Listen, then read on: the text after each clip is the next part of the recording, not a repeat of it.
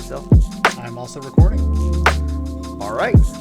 Welcome to officially episode 1 of Out of Potions podcast. Our first episode was kind of a pilot episode. It was a little on the rougher side. We were in person. It was kind of thrown together last second, so apologize for the audio video quality issues. Hopefully this is a smoother, better experience for everyone.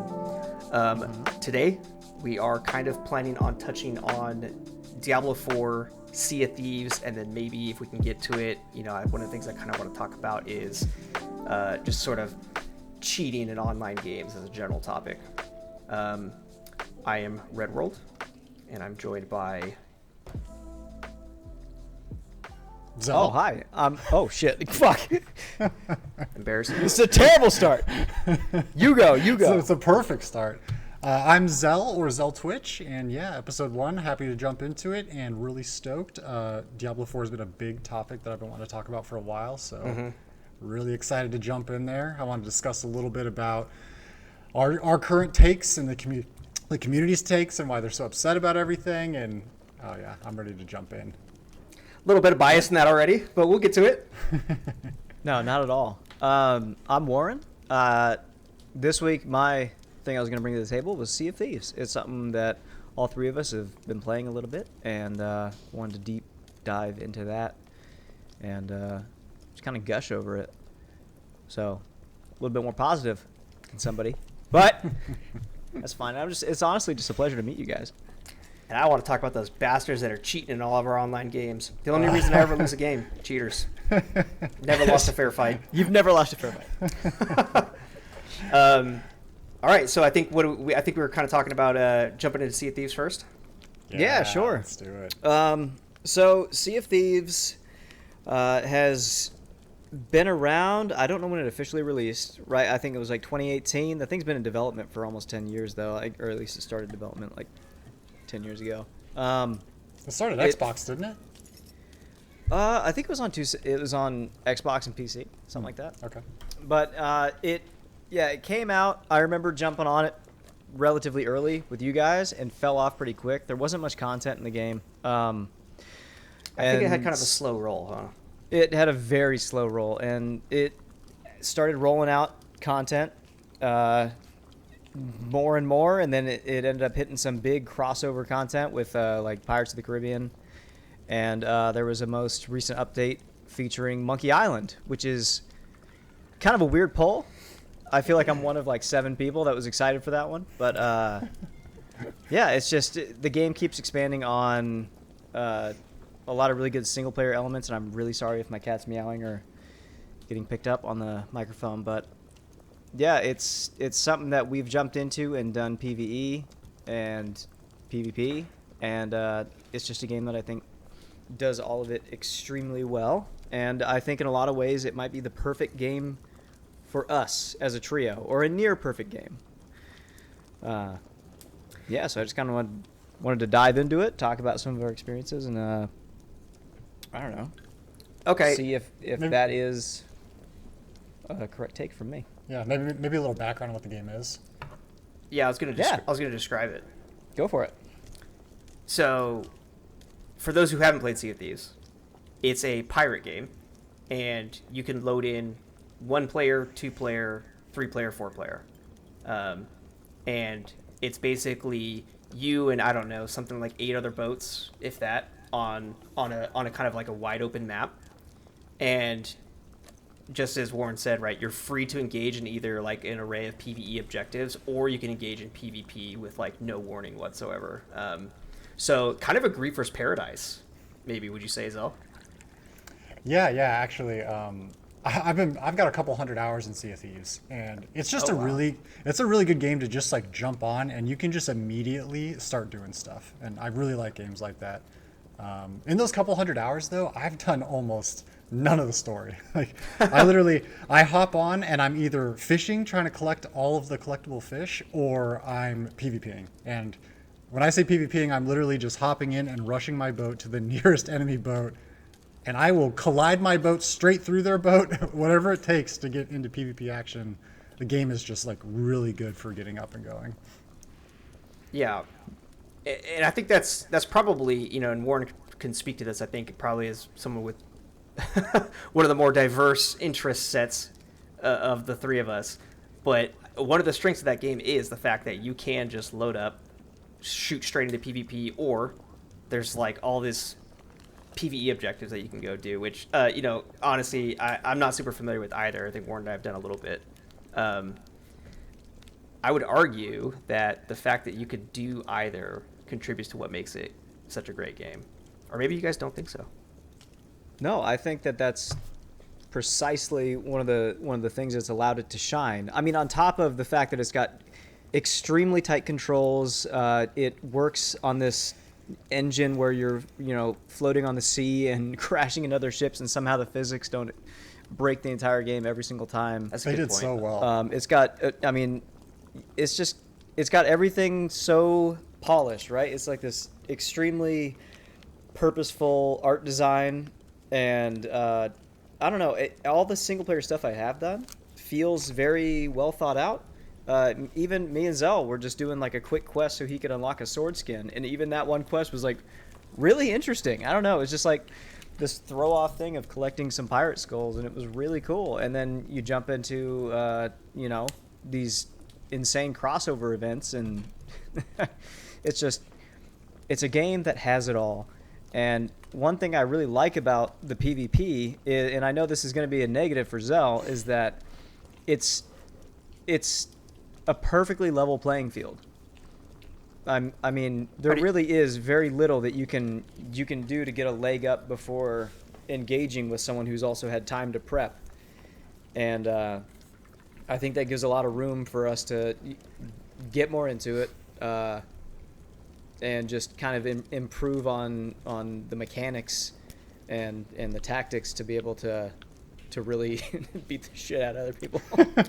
And that makes it heavily skill-based PvP, right? Oh, yeah. Because the idea being, so when you say everyone's on equal playing fields, again, for people that aren't familiar with the game, you can't have like better stuff than other people, other than there are bigger boats which take more people to man. So technically a 4-person boat is going to be bigger, have more guns than a smaller boat. But when it comes to just like one player versus one player, your sword's not better than my sword, your gun's not better than my gun. Like, we're in that sense on an equal playing field. And it's interesting that you kind of called Dill out there. So is that something you don't like about the game, though? Well, I would say Sea of Thieves, if I had to like give it a rating, I would say Sea of Thieves is probably like an 8.5 or like a 9 out of 10 for me. Okay. I think the only thing that Sea of Thieves kind of falls short on, for me personally, is that lack of like customization. Because it's so even, and just for everyone listening, there's like 5 weapons to choose from. There's a sword, there's a pistol, there's a sniper, there's a shotgun. I think that's it, right? Am I missing something? Yeah, no, that's a good point. I actually did a really poor job explaining the game. I think I got sidetracked. It's all good. You load into a map, and it instantly spawns your ship, right? If you're playing solo, you're in the ship that can hold either a single player or 2 people. As soon as you have a third person, it automatically forces you to use the next level up of ship, which is a little bigger, a little faster, more guns. But the game wants to balance it so where everyone's having fun. So like if you're in the small ship, it can go faster against the wind, so it gives you opportunities to escape and still have fun. And so like it just feels that every turn the game is doing everything it can to give everyone the exact same tools to succeed, and never feel like you're at a disadvantage in that way. Even if I saw the biggest ship, I'd be like, oh, okay, and I'll just turn around and go away, and they can't catch me, and I can go, find something else, or I can try to challenge myself and go see if I can take down a group of people. It's which that feels great. Yeah, and the game, everyone has the same weapon loadout just ready to go on their ship. You can swap. You can always have two things at a time. I always do just like a sword and a pistol. And the game is built around this like ship combat. It feels very, if you've seen the Pirates of the Caribbean movies, it's like that lighthearted, like, pirates are fun. And so it's all about just like lining up your boat, putting holes in the enemy ship, trying to overwhelm them with, water while jumping across to their ship, and sword fighting. It is the most like I'm a pirate thing ever, and it's great. And then if you don't like all that stuff, it's like, okay, pirates also look for treasure. You want to go do that? We have some really good single player quests with like, and it's like almost all free content. The only stuff you're really paying for is cosmetics, and that's kind of what you're getting rewarded with too. So if you're not guided by cosmetic gain, then that's like the only downside, which I know is like Xell, like, I mean, you guys are very big into what we're going to talk about later, which is Diablo, and you really like to hunt for a thing to get your stats kind of boosted and give you an edge. Do you feel like this is that what you were kind of getting at before, Xell, that you would think that this might benefit from that kind of thing? Yeah, this is a very nuanced opinion, as most of mine are, but I like being able to be creative in games like this. I like to have a little bit of customization. It's like, hey, if I want to focus more on repairing the ship or like making sure we don't sink by removing water, I would like to be able to specialize in things like that. Now, I would actually say that most people think that is like one of the positives. It's like, hey, there's 5 weapons to choose from. If I pick a sword and I started playing today, and another dude has been playing for 10,000 hours and he picks a sword, they are exactly even. And I think a lot of people like that. But I would like to be able to invest in things. We talked a little bit about the ship and like how good the physics are with the water. Yes. And the water in the game is, first of all, is beautiful. It's like the best water I've seen in any ship game. Agree. Nothing else has even come close. And the way the ship interacts with the water, which seems like such a little detail, it seems like something that should always be, just done properly. But it's really hard. Most ship games interacting with water, like they're either flying above the water or they're like sinking underneath of it, and it's just like a really choppy. I know you're thinking of Atlas right now. Yeah, I am thinking of Atlas, and it's hard because I really like Atlas also. And for anyone that hasn't played that game before, it's like Ark but in the water. Yeah, Ark is a dinosaur game. Yeah, actually. But one thing I really like that Atlas does is that you can level up and you can put points in, like, hey, if I want to be faster, I can put points in speed, or hey, if I want to build more, I can put points in like repairing. I do like that there's a little bit of customization there, so I can be creative with my play style. It's such an interesting point because I feel I agree with you and disagree with you at the same time, because I also love in-depth systems. Like, I love a good, like MMORPG type experience. Atlas could kind of be more like an MMO version of Sea of Thieves in a sense, where, you've got skill points and specializations and levels, and you get stronger as you go on. But I think inarguably Sea of Thieves is a significantly larger game. And I would wager a lot of that has to do with the fact that the game is simple at its core. It falls into, I think, that kind of like Goldilocks zone in games where it's easy to learn, difficult to master. When you say larger, you mean community-based? Yeah. Yeah. So the fact that you can't specialize and put in points and level up, and you always are on that even playing ground with other players, I think that's what keeps people coming back. I think that's what keeps like the community driven, and I think it's what gives it that like plug and play type of feel where it's like, I know right now we can go fire up Sea of Thieves, hop on a 3-person boat and just get in some action, and like we can get some stuff done. If we were to fire up Atlas right now or another game, you know what I mean? It's like we already know that there's going to be a clan of 50 people and they're all max level with all the best statted stuff, and we're just going to get stomped. Mm-hmm. And it's like the time investment to ramp up to even try to get to some action would be so much more. And I think that's like, even though it feels strange to say like I like that Sea of Thieves has less, in a sense for what Sea of Thieves does for me, I actually do like that it has less. I think it makes sense. If I was the CEO of Sea of Thieves, I wouldn't change it to a stat system. No, it's just it's served by it, like that's what keeps it competitive and always like familiar, like cozy in that kind of way, right? Like you never have to worry about going in and being like, oh, did I fall behind? Oh, did they add a new tree that I have to learn? Like anything like that. It's like, no, man, you go in, you get your boat. It's the same boat. Sails are in the same spot they're always in. Like, you know how to go forward. You know how to dock. You got it. Go fuck them up. For the record, I love games though where it is like I want to learn the new tree. I want to know the 100%. new type of wood. Yeah, 100%. Like, I mean, look, anytime a new, I mean, I can't speak to this in recent years, but like when I was into Warcraft and like the Burning Crusade came out and just turned the entire game on its fucking head, and it was like you can fly. There's arenas. Like open world PvP combat is forever changed because now you can just airdrop on people and ruin their life. And if you're a druid, you can just be like, nope. And just 1,000 different things like that. And then I want to say that, I mean, I don't know if it's true for every expansion. I want to say I stopped for the most part after Wrath of the Lich King, but it, you know, just every time a new expansion would come out, you'd be excited for that kind of thing. With Sea of Thieves, it's like kind of the same thing, but it's always like, here's all this new content, but you know exactly how to interact with it. You really don't have to learn new mechanics to do this. Like the only thing I could think is that hourglass thing I was telling you about, Red, offline, where they did add a mechanic to get into PvP faster if you want to. And I didn't even hear him talk about it in the game when I got the captaincy or anything. But there's just a little hourglass on your ship, and you flip it over, it'll do like a Dark Souls-esque invasion, and your boat will sink into the ocean. And like underwater, you'll just be riding your boat underwater, and that's like the loading screen. And then it'll just boop, pop up on water, and you'll be zoned into another player who also wanted to PvP with the same crew size. So if it's one, it's going to be 1v1 or 2v2, etc. And it'll put you right into a ring, and if you leave the ring, your ship explodes. And so it forces you to just like, hey man, do some pirate combat, go. And so like there's cool. all these fun strategies where like you can try to jump on the ship and like kill the guy and then turn his boat toward the ring and just hope it gets out of there in time. Or you can just try the traditional, like, you know, there's 1,000 different ways you can fight that.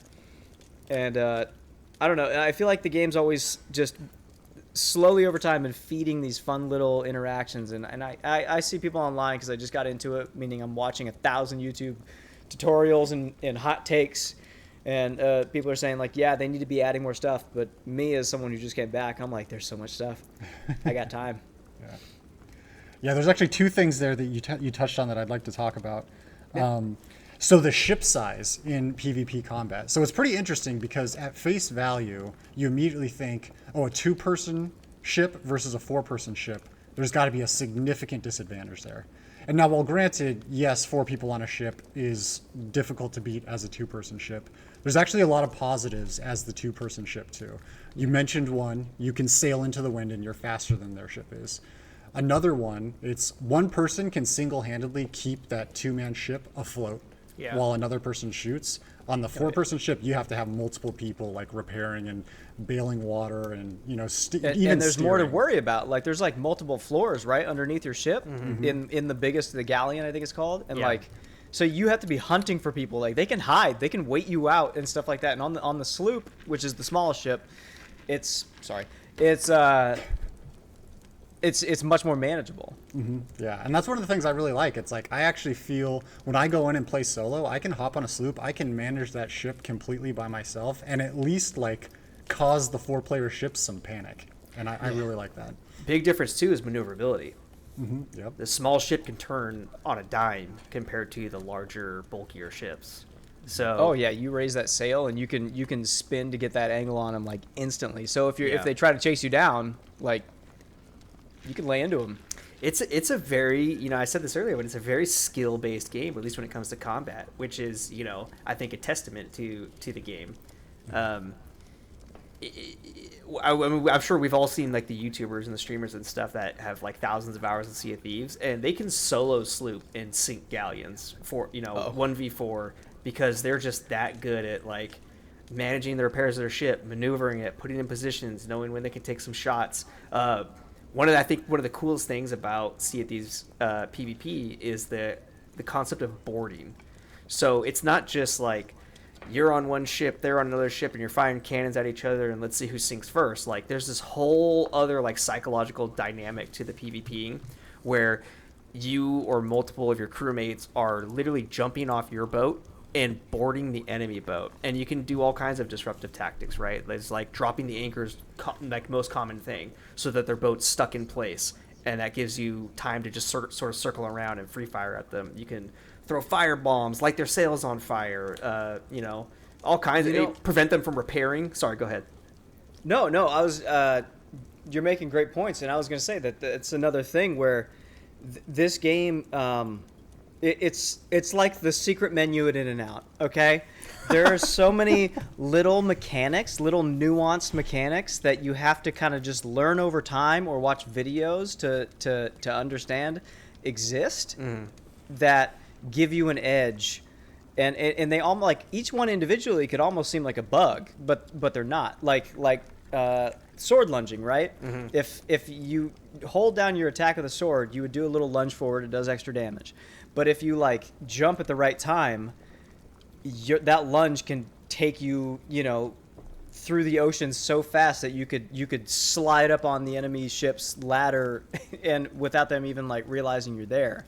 Or lunging someone as they come up the ladder and it bops them off the boat, knowing pathways on the boat where you can, like, jump around the back and still make it on. I mean, there's 1,000 little things that really just are rewarding you for, like, taking the time to try to be better at it, as opposed to, like, grinding out the stats or anything like that. Not saying that stats are a negative, but in this game, that's why I don't think that those kind of things would fit, because I think this game is totally built around just, like, I want to be the best pirate. Go ahead. Good. I was just going to say one other nuanced thing that I think is really impressive is the location damage. Like, if you shoot a cannon at the bottom of their boat versus the top of the boat or even their mast, like, the boat takes damage differently and it impacts them differently. I was really impressed by that. I love location damage in games. Yeah, like the chain shot that takes down the mast. Yeah, I mean, even if you don't chain shot, even if you just, like, cannonball the mast, right, you'll do mast damage. Or, hitting the boat lower will cause it to intake water faster than hitting the boat at higher deck levels. Yeah, and actually, that's another thing that gives the sloop an advantage. It takes 2 chain shots to take down a mast on a sloop, and it only takes 1 on all the other ships. Oh, I didn't know that. So it lets the sloop, like, try to get that edge and try to be able to position better. Like, there's the game, for a game that looks like there's, like, balance wouldn't even be in the vocabulary, it seems like there has been a lot of care to go into exactly that. Yeah. And I think that it's just something that we could really play and have a good time with together as a family. Can we hold hands? No. Oh, yeah, you're right. I'm married. Stop it. Sea Thieves is like an onion. It has layers. I just made that up, by the way.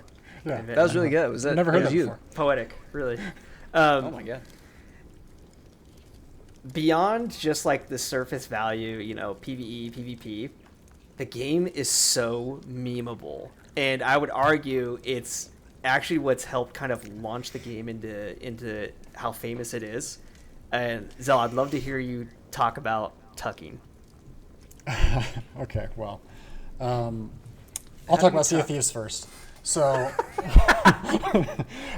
so actually, right before I get to the whole strategy of tucking on ships, something you just said made me think of proximity chat, about the memeable statement. Oh, and yes. Sea of Thieves has proximity chat, which I wish every game had, because it just it's just such a unique dynamic in the game when you're on somebody's ship and you can talk to them as you guys are fighting, and then, like, even when you die, you, like, go to this ghost ship, and both you and the enemies will go to the ghost ship at the same time, and you guys can just kind of, like, sit in there and chit chat or talk shit or, like, whatever you want to do, and it adds such a fun dynamic to it. But kind of in that same vein, so there's this strategy called tucking in Sea of Thieves, which is, like, very common. You see Summit1G is a very famous streamer, and he's like probably the most famous for some really professional level tucks on ships.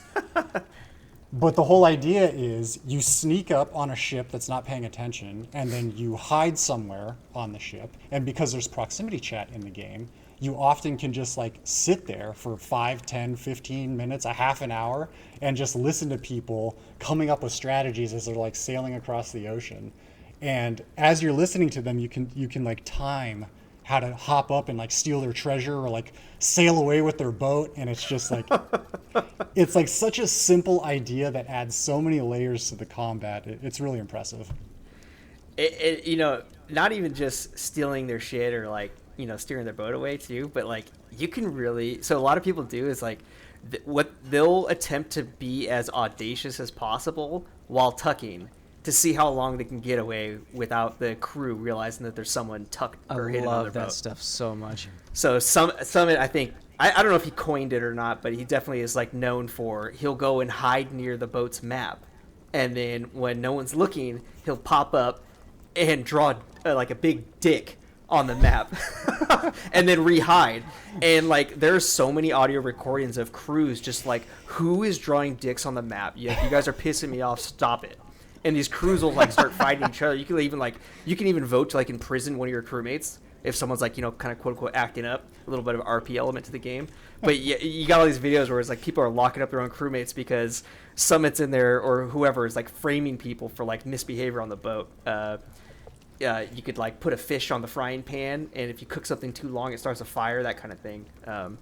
There's a lot of ways to like not only just interact with people in the game like physically, but to emotionally wreck them. Right? if you use emotional damage. In the game, there's proximity chat, but then there's also like the ability to project your proximity chat with an in-game item. It's a little like funnel looking amplifier. Yeah, and when you do that, it obscures where the sound is coming from.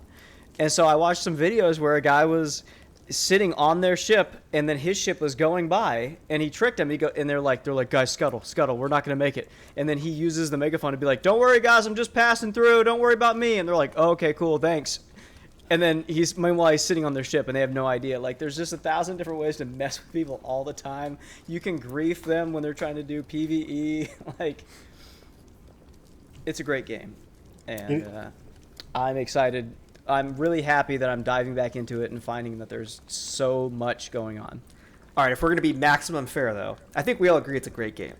Yeah. What could the game benefit from? Where does it fall short? Something to chase. I think that's an easy one for me. The whole game, you're gaining gold, which is the currency. Mm-hmm. But the only thing you can spend that gold on is skins. And I know you guys both really appreciate skins, and I like a good skin every once in a while, but it's like after my sword's 6 different colors, like I just don't care about it anymore. You know what I mean? It's like, okay, I got the one flag that I like. I don't need 45 different flags.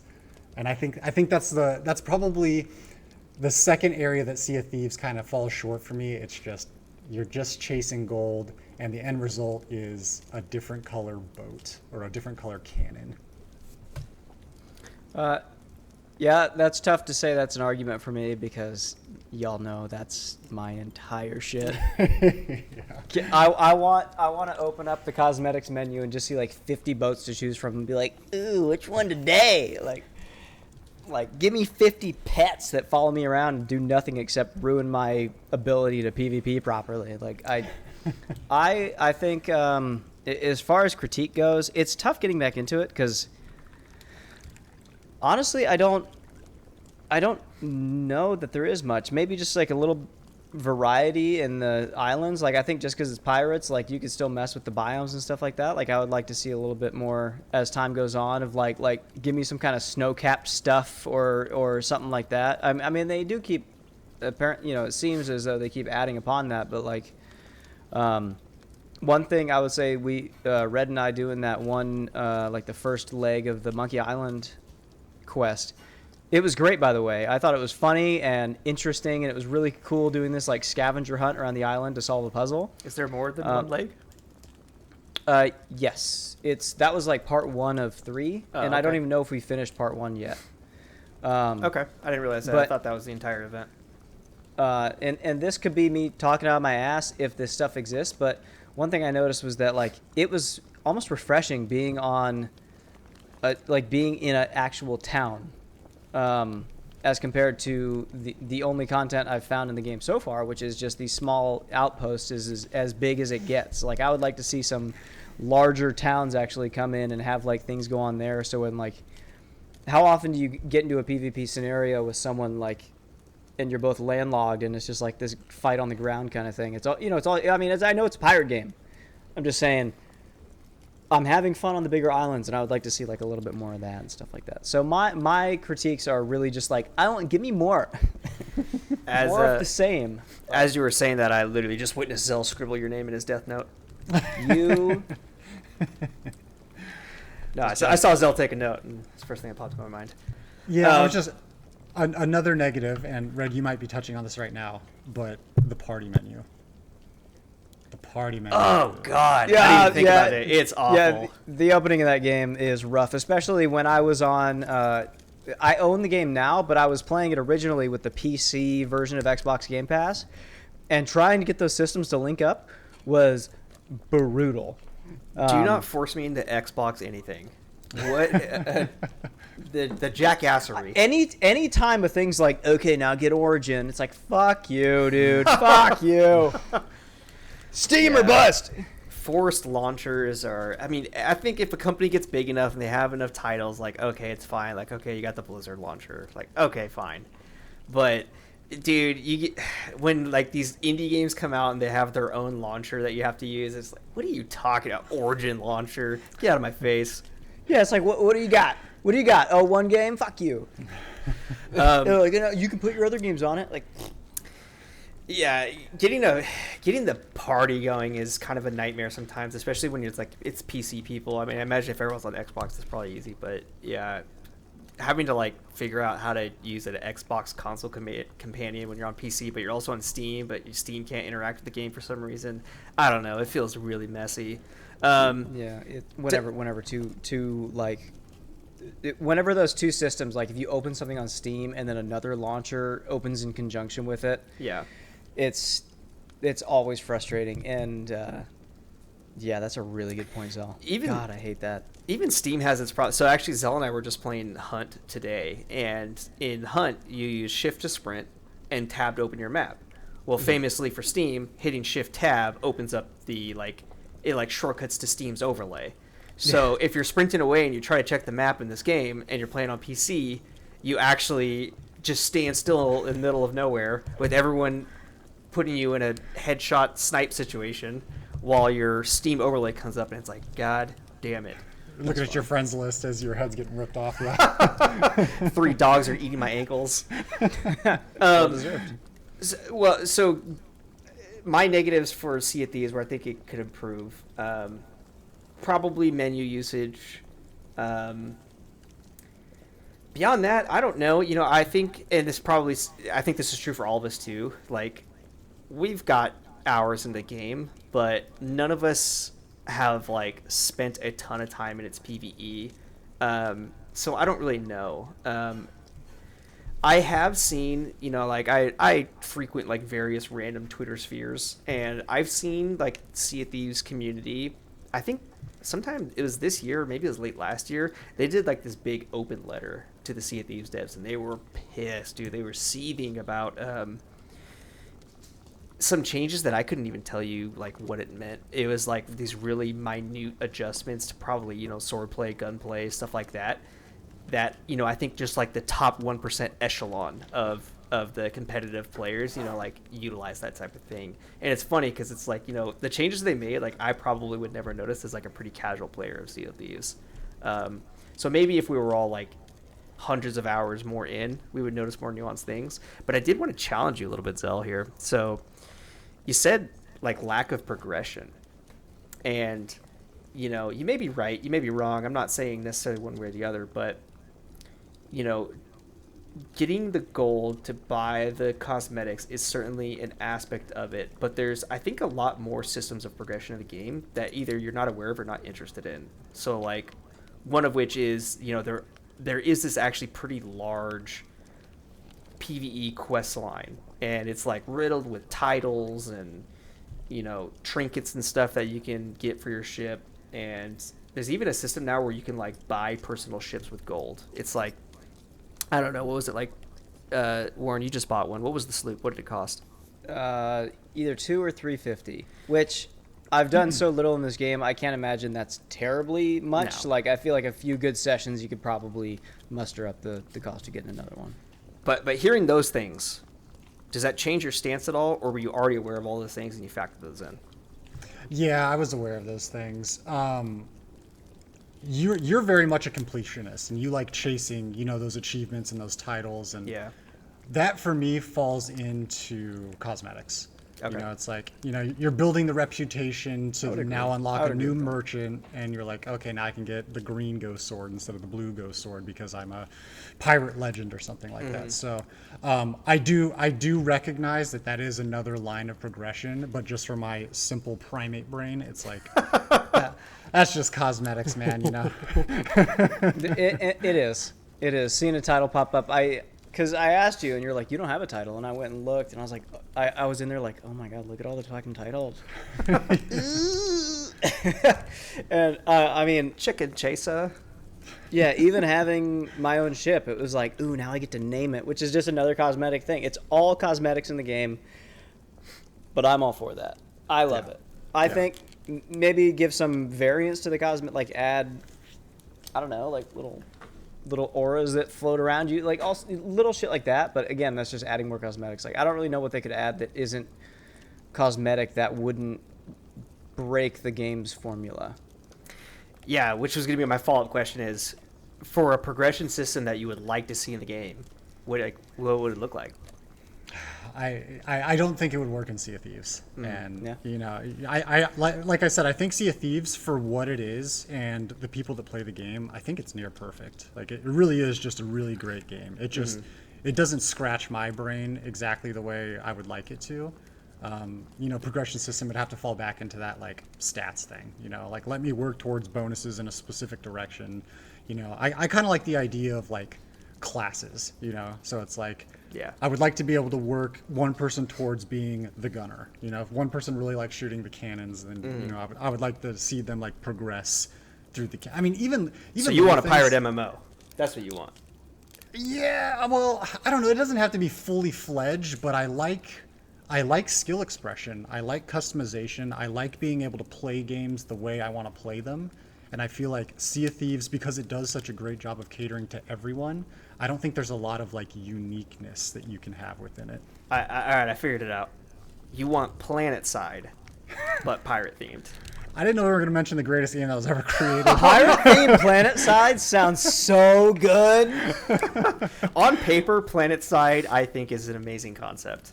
It's a great idea. Wait, isn't that kind of what Black Desert did? I'm not so super familiar. Wasn't there like? Isn't it a lot of open world PvP, and isn't there like ship combat? I don't know much about Black Desert, but actually, you're more equipped to describe Planet Side 2 than me. Well, yeah, I was just going to say, PlanetSide did do a recent expansion where they kind of like ventured into ocean warfare. Oh. But PlanetSide, just we don't have to dive into PlanetSide because who cares? But it is a free Steam game, and one of the very unique things about that game is what they did. There's 3 different factions, and there's just a giant open world with all these little territories all over it. And at any point in time, your faction can go into the territory and capture it. So it's got massive open world PvP. It's like, I don't know, I'm going to exaggerate the numbers just to be dramatic, but it's like 300 versus 300 versus 300 people. Yeah. All at the same time, open world, and it's a very cool idea. You can think of it like a massive Risk game. Like a massive game of Risk where all the players are just like individual infantry. Yeah. Yeah, I remember diving into that very briefly, not enough to even truly understand what it was. I don't even think it was with y'all. I think it was with a different friend of mine. But it was fun. Just wasn't for me. I feel like I played for like 2 hours and like just got my ass kicked so hard that I was like, I don't know what's happening, and it feels bad because I am bad. See, that's the thing. I'm arguing is like the advantage of Sea of Thieves is just that, right? Because it's similar to Sea of Thieves in a lot of ways conceptually, where you can just hop in and run up and roll up on some. There's no PvE in the game that I'm aware of, but you run in, roll up on some combat. But the difference is, you pop in your first time, you're a level 1 infantry grunt with a pistol, and you're up against Mecha Suit Charizard 3000, who's been playing the game for 3,000 hours and has the maxed out guns and stats and skill trees, and it's like, there's no world you're ever going to kill that guy. You're never beating him. And It that would feels bad. And that's why I don't think I'd play that. it would definitely be harder. But yeah, the thing that PlanetSide does that I really like, it's like there's 5 snipers to choose from, right? And you have to level up to get points to be able to purchase all 5 snipers. But some snipers will be like, oh, you shoot this once for a lot of damage and it takes a really long time to reload. Or there's another sniper that's like, oh, you have 6 rounds in this. You have to body shot him 3 times, but you shoot really quickly and you reload really fast. Yeah. Like I like little changes like that. I like that too. Yeah, that allows you to like customize your gameplay, so it's not like, okay, everyone's using the same sniper rifle, everyone's using the same pistol, and they all do the exact same thing. I could see that if they added like ammo loadouts to the 4 weapons we have that changed it up. So like instead of a sword, it was like, you know, a knife that stabbed a little faster, or like a heavy swing axe. Like I could see that being a level of variance they could add to Sea of Thieves that would expand on that without breaking it. If they introduced it slowly, like, hey, we added 1 more melee weapon, give it time to balance and let people bitch about it so you can fix it the right way. And then, like, find new tricks that you can do with it. Like, maybe there isn't a lunge, but there's something that lets you, like, jump back, and then people use that trick to learn all these other little nuanced mechanics to hide in ships and shit. Like, I think that might be the way to do it, or, like, various ammo types or something like that. Yeah, you know, and I'm reminded, you know, I think I already kind of passed my turn, but I'm reminded that, you know, if I did have to pick maybe what I think is the biggest negative to Sea of Thieves is that, you know, I think the game's been out for many, many, many, many years. And I feel like, you know, there's like 5 world events that spawn. And I feel like every year for the last 3 years, like they've added a new one. So it's like the game grows really slowly. And I think maybe you could afford to probably pump some more content out faster, more things to do, more events going on. Warren, you mentioned like biospheres. I would absolutely love that. That'd be so cool if there was, you know, they kind of have like their 4 zones and they're distinct, right? You know, you got your whole like volcano zone, stuff like that.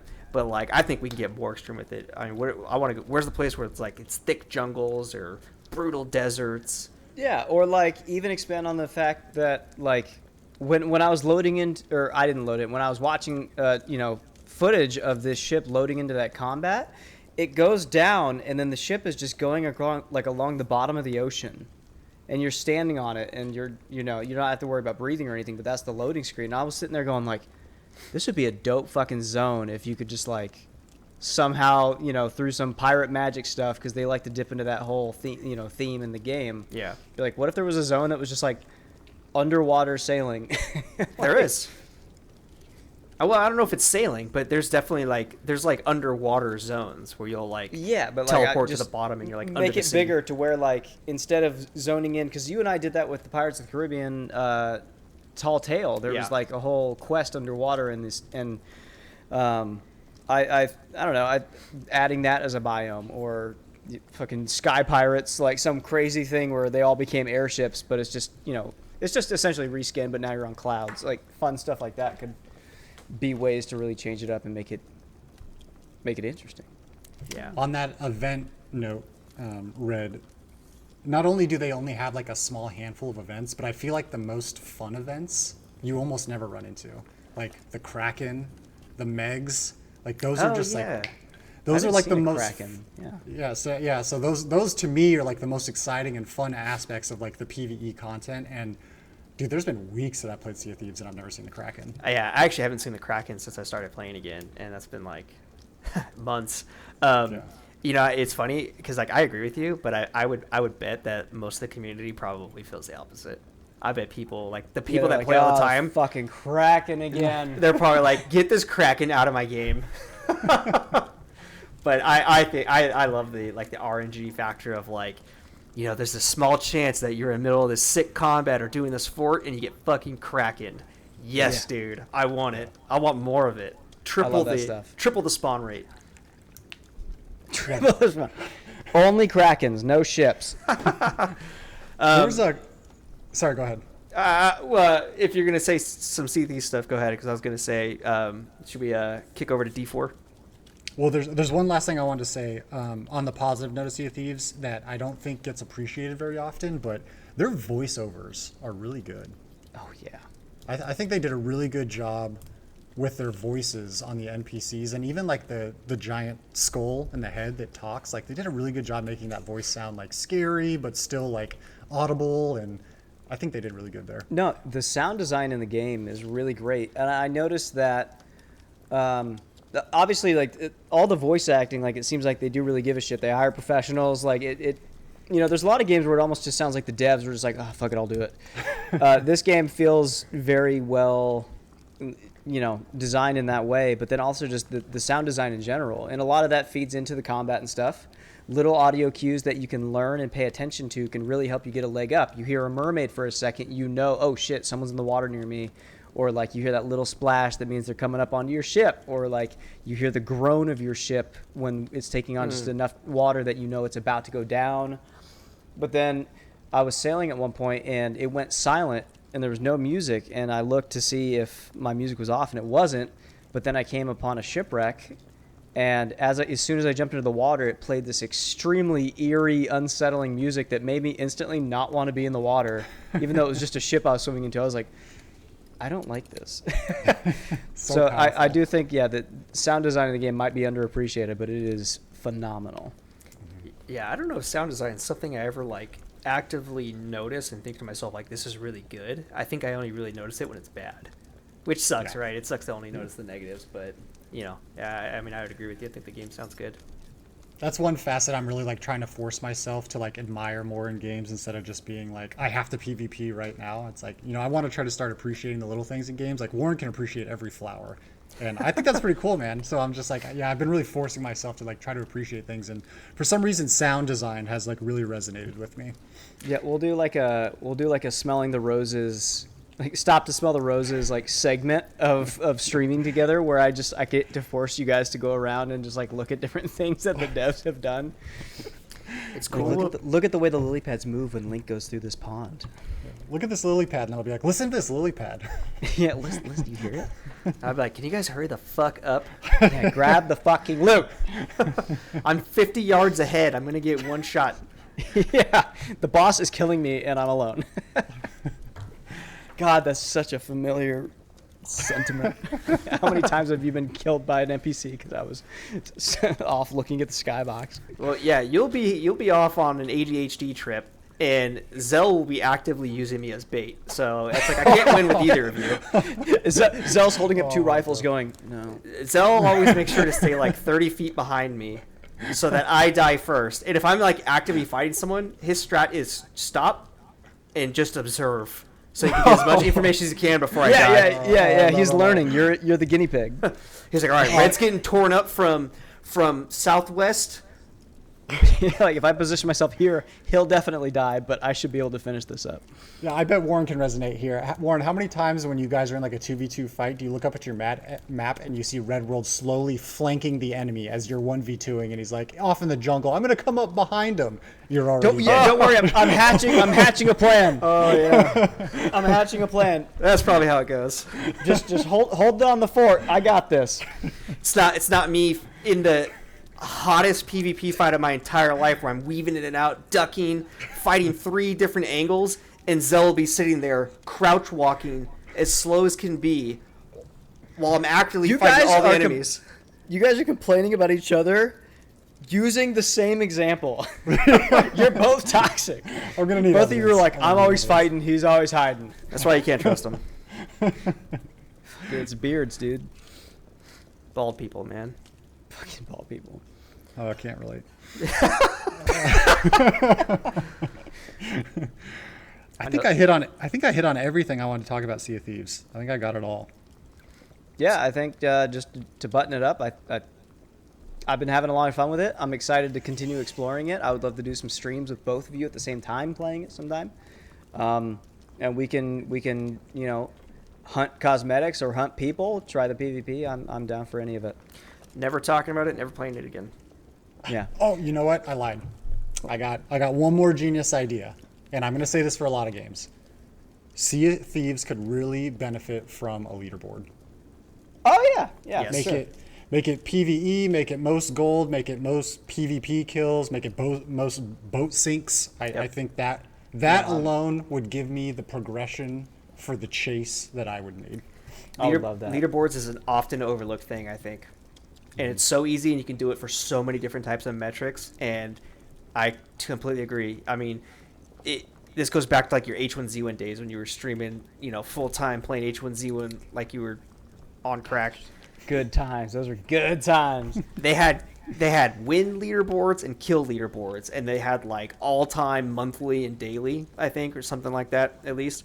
Having that daily one where it's like on any given day, it's a fresh slate, and anyone in the world can compete for a place on that leaderboard. You throw your Twitch or YouTube up there too, and people have made entire channels off of farming leaderboards like that. Mm-hmm. More games needed. I totally agree. Yeah, I think a lot of games could benefit from that. That's a really good point. Yeah. Sea of Thieves. Diablo 4. Oh, baby. Hey, by the way, can I just say, before we dip into Diablo 4, you guys were like, yeah, we'll do it first. I don't, maybe we won't have enough to talk about. It won't last too long. We've been going on Sea of Thieves for 50 minutes. Yeah. Has it really been 50 minutes? It has. Yeah. It's a good game. But it's been a good conversation. Yeah, I'm not trying to testament. cut this short. I think we can talk about D4 as long as we want to. I'm not about stifling the length of this for anything. And I'm willing to bet that's not our last Sea of Thieves conversation. I bet. No, definitely not. Probably not. Yeah, we'll see how this turns out. There maybe is a world where we have to break Sea of Thieves and Diablo 4 into separate segments, but maybe we can just one shot it all. I think there's a lot to be said about Diablo 4. There's a lot of different places we can approach it. I think probably as introductory. For me. Well, before even describing the game, I think it should be said that Xell and I are longtime Diablo franchise fans. Mm-hmm. Warren, I think, has dabbled in Diablo 3. I don't think he ever even played Diablo 2. If he did, a meaningless amount. Is that fair to say? Meaningless amount, and Diablo 3, I was reasonably into it for like that first initial hype of its existence, and then I fell off. So, with all that being said, right, there's going to be vastly different perspectives here and vastly different levels of exposure. Like, two of us, massive action RPG fans, have been in the franchise and the series a long time. Warren's more of an outside perspective, which I think is good and valid too, because a lot of people who might be listening to this, hopefully there's a lot of people listen. Please listen to our podcast. Please listen to our podcast. maybe you guys have no idea, what a Diablo game is or is even like. So, Xell, why don't you kick off just kind of like explaining what is a Diablo game? How does it play? Like, what is it? How does it work? What is that? All right. You all right? Yeah, what is it? I'm just wondering. So I'm the audience surrogate right now. Oh, got it. Yeah, perfect. So back in 1993, Diablo 1 was created. Christ. No. I like this. Okay, I so don't know the history. this is. I'm not going to go all the way back into Diablo 1's history, but one interesting thing about Diablo 1 is the game was originally created as a turn-based, like tactics type game, and I'm not sure. I listened to a whole documentary about it. But basically, the creator of Diablo 1 pitched their game to, it might have been like Blizzard Entertainment or something like that, some producing company, and they were like, we actually think it'd be better this way, and they thought about it, and weirdly, they decided to go with this like action RPG style. So now what does that mean? Basically, you're free moving. Think like League of Legends, sort of. Like you're clicking to move. You have a very small handful of abilities, like 1 to 5. And the game is all about customizing a build, killing monsters as fast as possible, and the hook that keeps you coming back is that there's so much loot. All monsters are just exploding with these different kinds of loot that just tweak your damage or your health or your defense just a little bit, and that's kind of what brings you back. We're up to Diablo 4 now. I put about... I'm going to go with like a very light estimate, and I'd say I probably have somewhere around 8,000 hours in Diablo 2. That was my first multiplayer game. It's the game I've played hands down the most compared to everything else, maybe combined. And I would say it's probably top 2 favorite games for me. I probably have about 5,000 if I had to guess. You said top 2 favorite games? Mm-hmm. Just quick aside, you don't have to go into it. What's the other one? This is why I said top 2, because I'm not 100% sure what that number 1 slot is.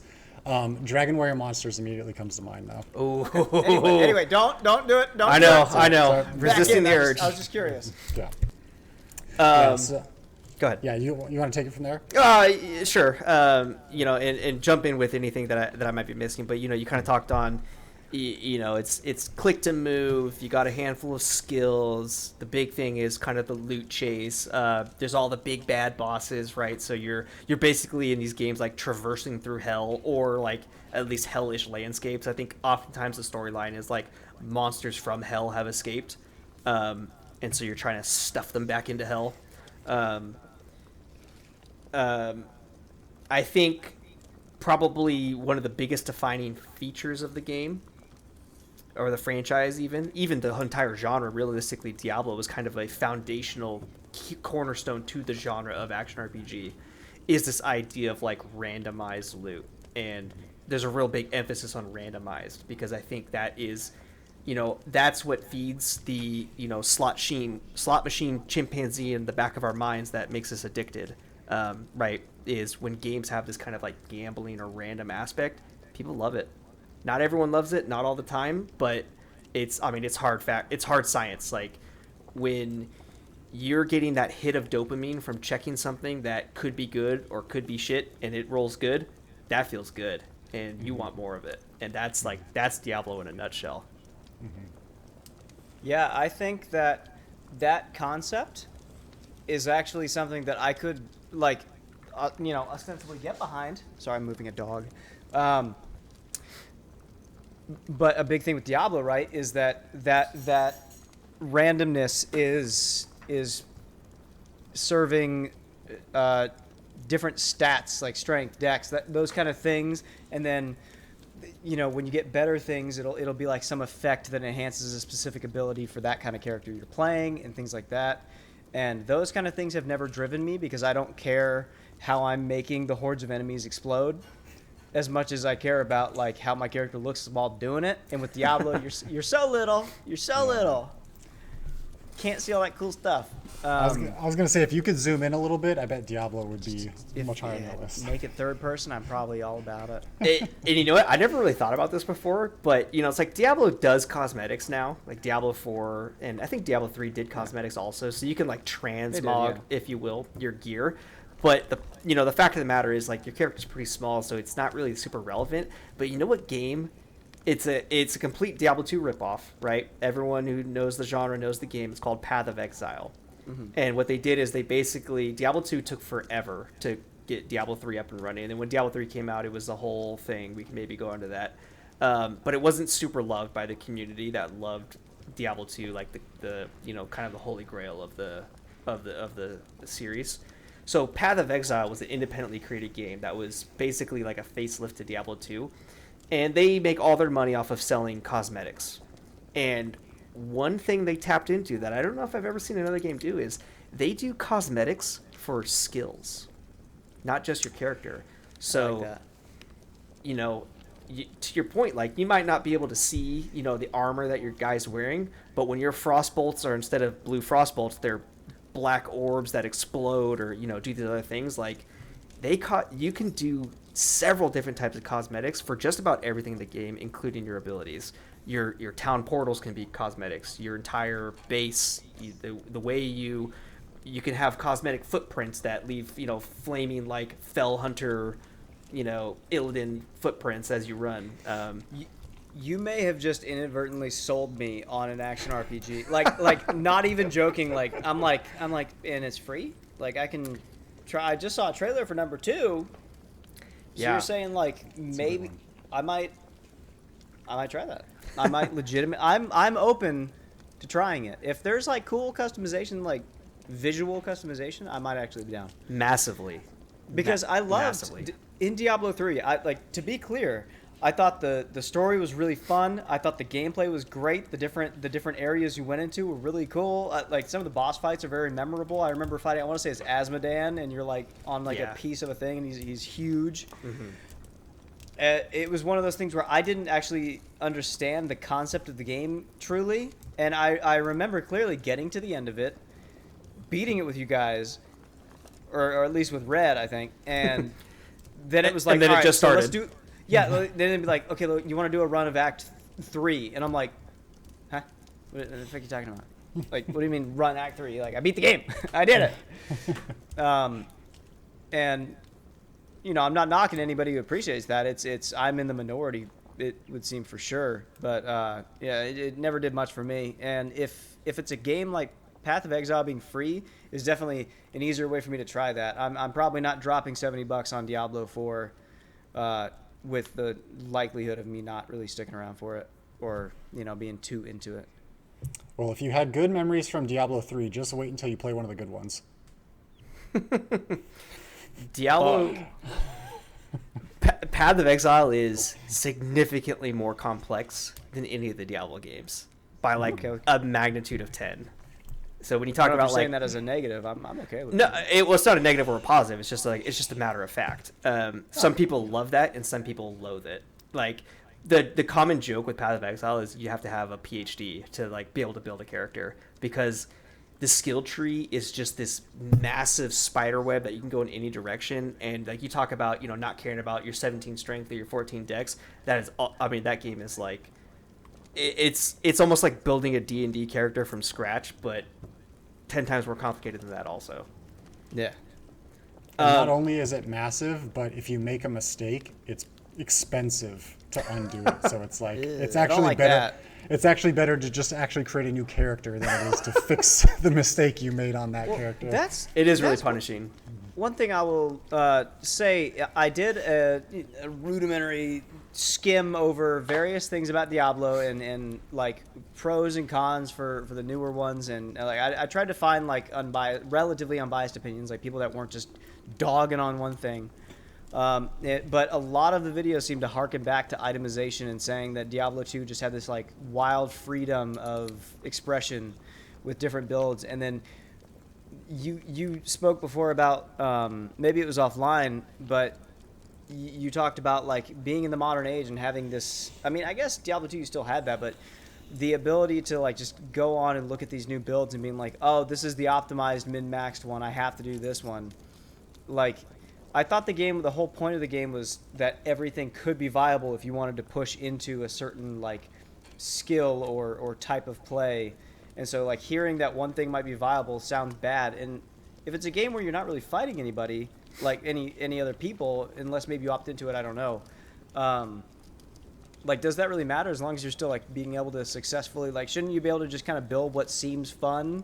You'd be like, oh, I like making this ice thing explode with interacting with this other spell. Like, I'm just gonna roll with that. I want Xell to answer that question, but I want to make the comment that we're treading into very controversial water now in the answer to that question, because it's not as simple as it might sound. And Zell's going to give his answer, and I'm probably going to feel the need to refute it. Go ahead. Let's go.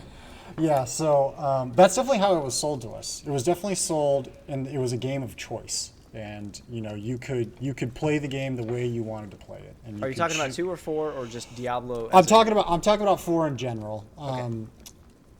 2, gosh, I don't even know how to start this conversation. So let me go backwards a little bit and just talk about a little bit of the controversy, just so we have like a baseline. Yeah.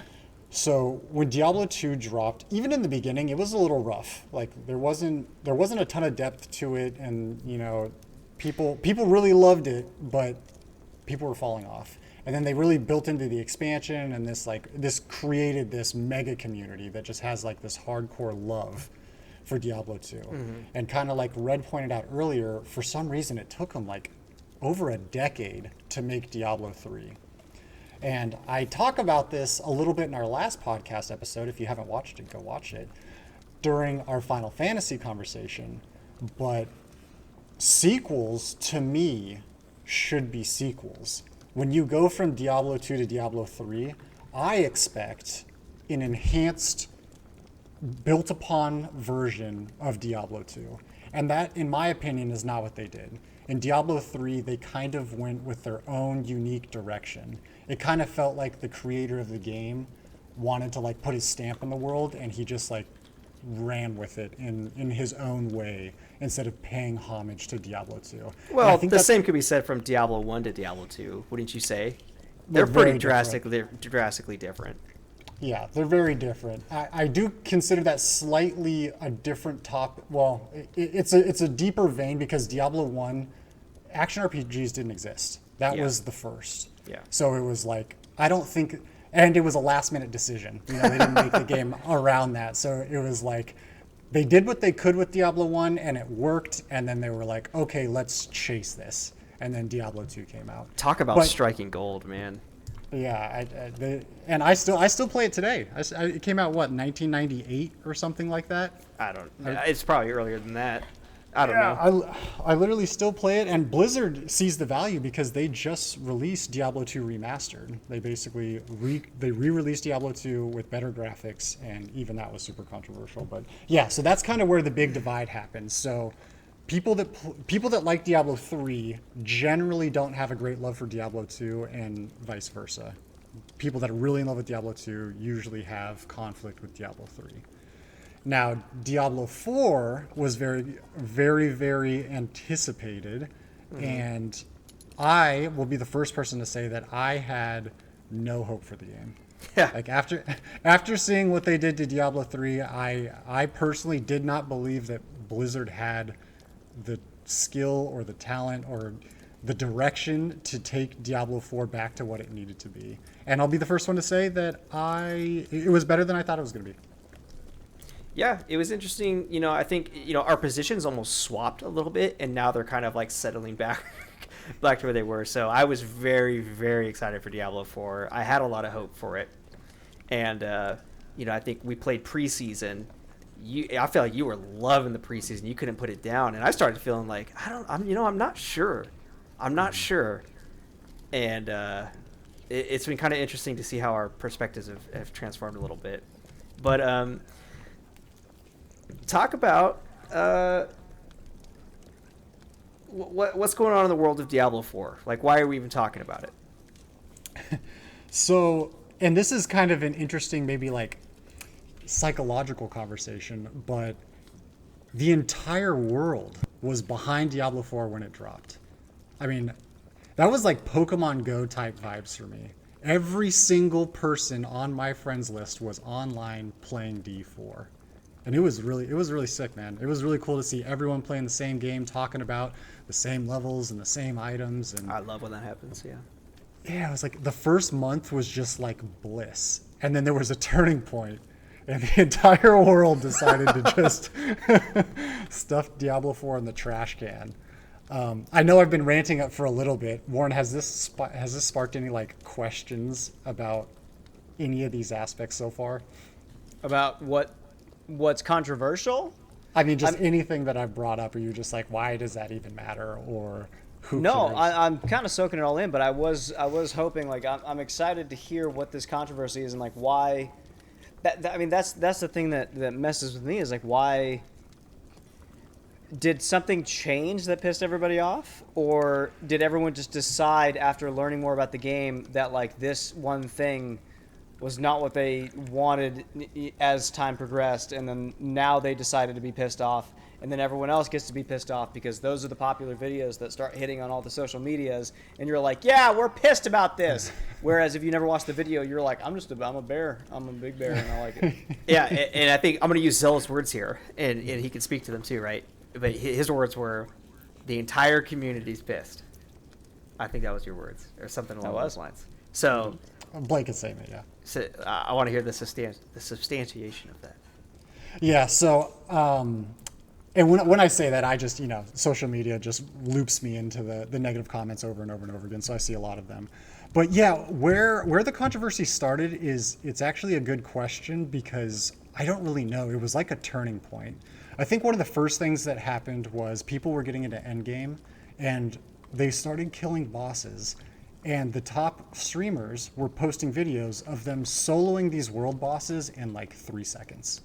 Yeah, which And like for the record, world bosses are supposed to be this like almost Yeah. MMO light type of experience where it's like you need, I don't know, probably 20 people in the zone fighting the boss. Yeah, I mean, that's kind of, but I never saw that kind of stuff. 'Cause, I mean, you see the same thing in any kind of game. I mean, hell, even go to some random single-player game like Skyrim, where people found out that you could just start mass-producing these, like, cheap ass knives and skyrocket your skill, and then instantly turn all those, like enchant all those knives and then resell them. And like there was this loop where you could get like a one-shot kill dagger that killed any boss in the game.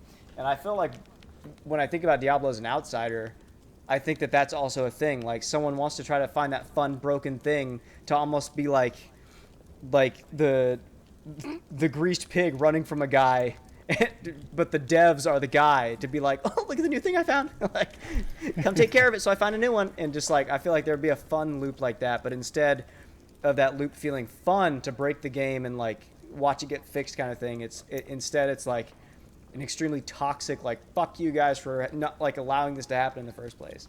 Like, I feel like we used to embrace bugs and like have fun with it, and now there's no tolerance for it. Like, I feel like the next Bethesda game is going to get roasted instead of like, lauded.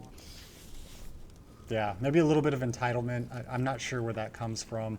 That was one of the first things I remember seeing, and then one of the second things was their end game mechanic was like these dungeons that you needed to go run, and they like progressively got harder, and they rewarded you with more stuff. But people found out that you were actually gaining kind of like mediocre to like less than average experience in those. And the real fastest way to level was to like go to a beginning dungeon and run through that as quickly as possible, and then teleport back to the beginning of the dungeon and log out of the game and log back in and then do the same thing again.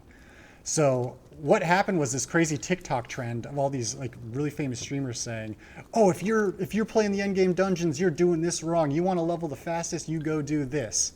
So of course, a huge portion of the community went and did this very non-fun thing to try to min-max how they were doing it. The loot cave in Destiny, right? Yeah, and then they were all upset about it. They were like, this isn't fun. And it's like, well, you just did It's like that you're making it out. Exactly. It's like you did that for 2 weeks. you're looking up like, okay, how can I make this not fun? And then you're like, okay, I can do this. That wasn't fun. It's like, what the fuck are you doing, dude? Just play the game.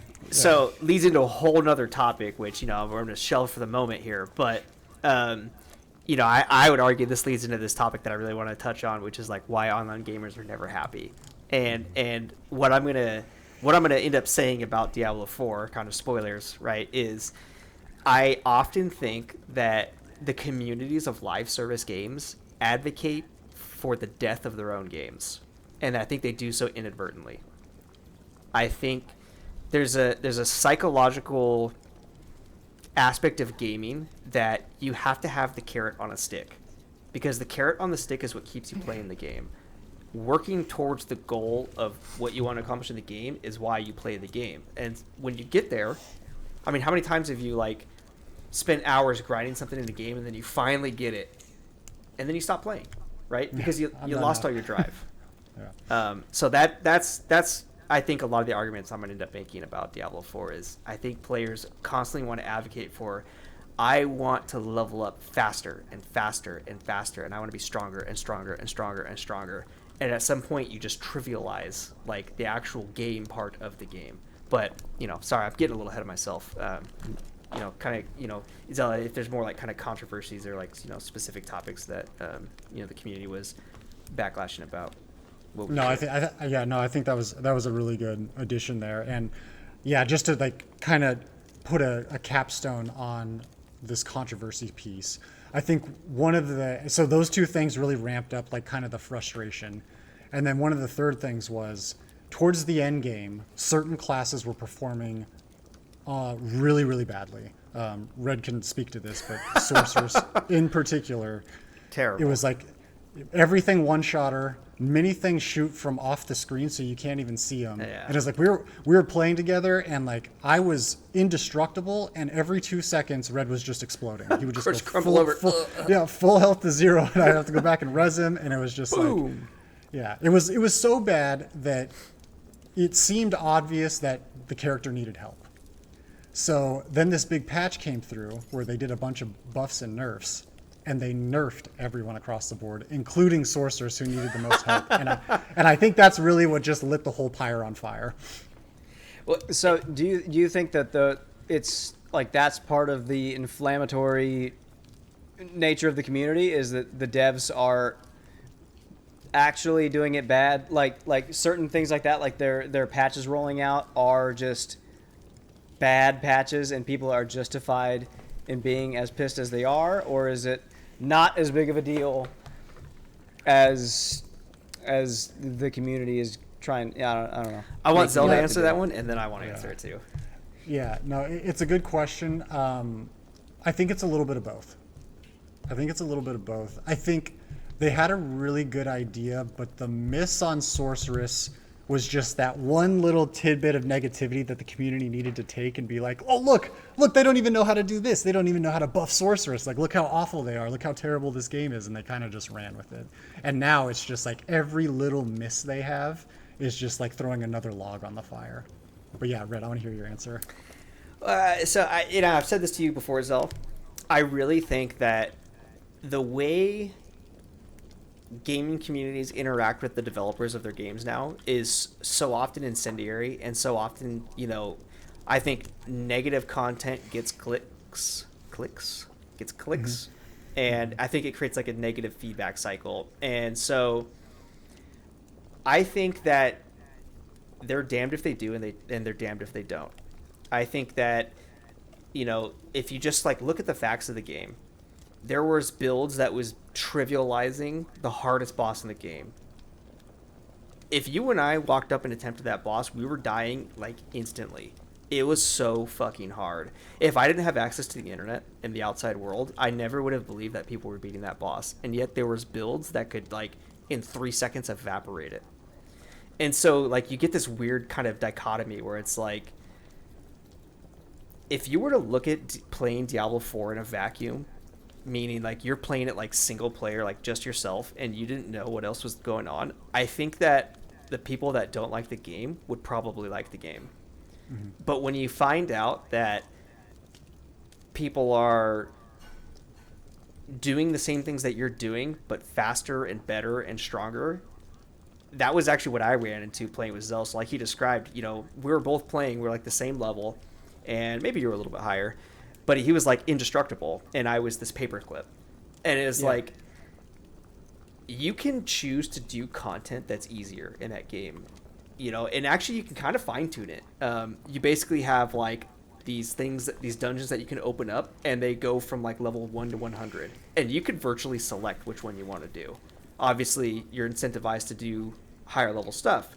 Yeah, but it's a game where you can play with other people. So if the game's saying, "Hey, play with your buddy," he's the same level, and then you're getting your ass kicked, I can see exactly where you're coming from. Where so it's like, him no, and man, I this feels bad. Like, balance your shit. Well, so it's like, if I wasn't playing side by side with Zell, I would have been, I would have jumped into a dungeon like, oh, this is too strong for me. Like, so I'm gonna go down to the dungeons that I can do.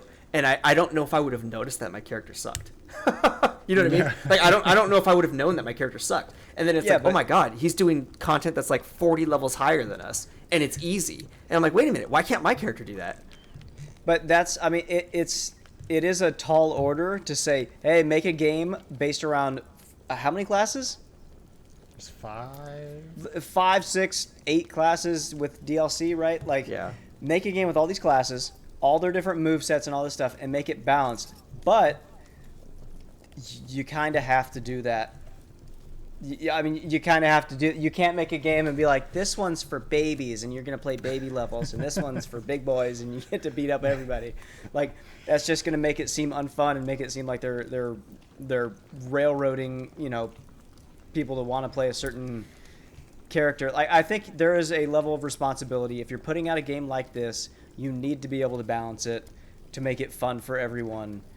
Because it's a multiplayer game. You're running things with friends. They can't expect you to be like, oh, no worries, dude. You do yours. I'll go do my baby dungeon, and say that that's an answer instead of us taking the time to try to figure out balance. And if you can't do the balance, like, you're the wrong team for the game. Like, can you? That's a fair criticism. Can you explain to me? I have 2 things. One is a question. Well, actually, I guess both are questions. First question would be, was Diablo 2 like in the state it is now, right? Like, it's in this legacy form. Like, is it perfectly balanced? Would you consider it as good of balance as you could hope for, or are there classes that feel like they, don't hold a candle to another class? I would argue it's more balanced than Diablo 4. Perfectly balanced, no. There's definitely there's some like skills and characters that far excel that compared to the others, but I would say every class can get to end game content. Every class at least has a build or two that is able to clear, you know, I would say the hardest content in the game. And I would say the majority of the builds can at least get through the difficulties, but maybe not kill all the bosses. I have to caveat that, though. Mm-hmm. Diablo 2 doesn't have in-game in the way that we think of games in 2023 as having end-game. Mm-hmm. You trivialize the hardest content in Diablo 2, you know, I don't know, somewhere about halfway to level 100. So every build's viable because eventually every build can outscale the game because the game doesn't have, like, more things to do after the end. There's just the hardest boss, and you get to a certain point that you could be using the worst build in the game, and you're still going to beat the fuck out of them. Mm-hmm. Which is interesting, right? It's an interesting... maybe you would disagree with that, so I don't know. But I think that there's, like... There's always a little bit of rose-tinted goggles when people look back at Diablo 2 as like the holy grail. It's a great game, foundational, but I think that by today's standards, I think if Diablo 2 were released today, regardless of its graphical issues, like, I think the same people that are torching down the devs for Diablo 4 and Diablo 3 would have also done it for Diablo 2, if it wasn't cemented in their childhood.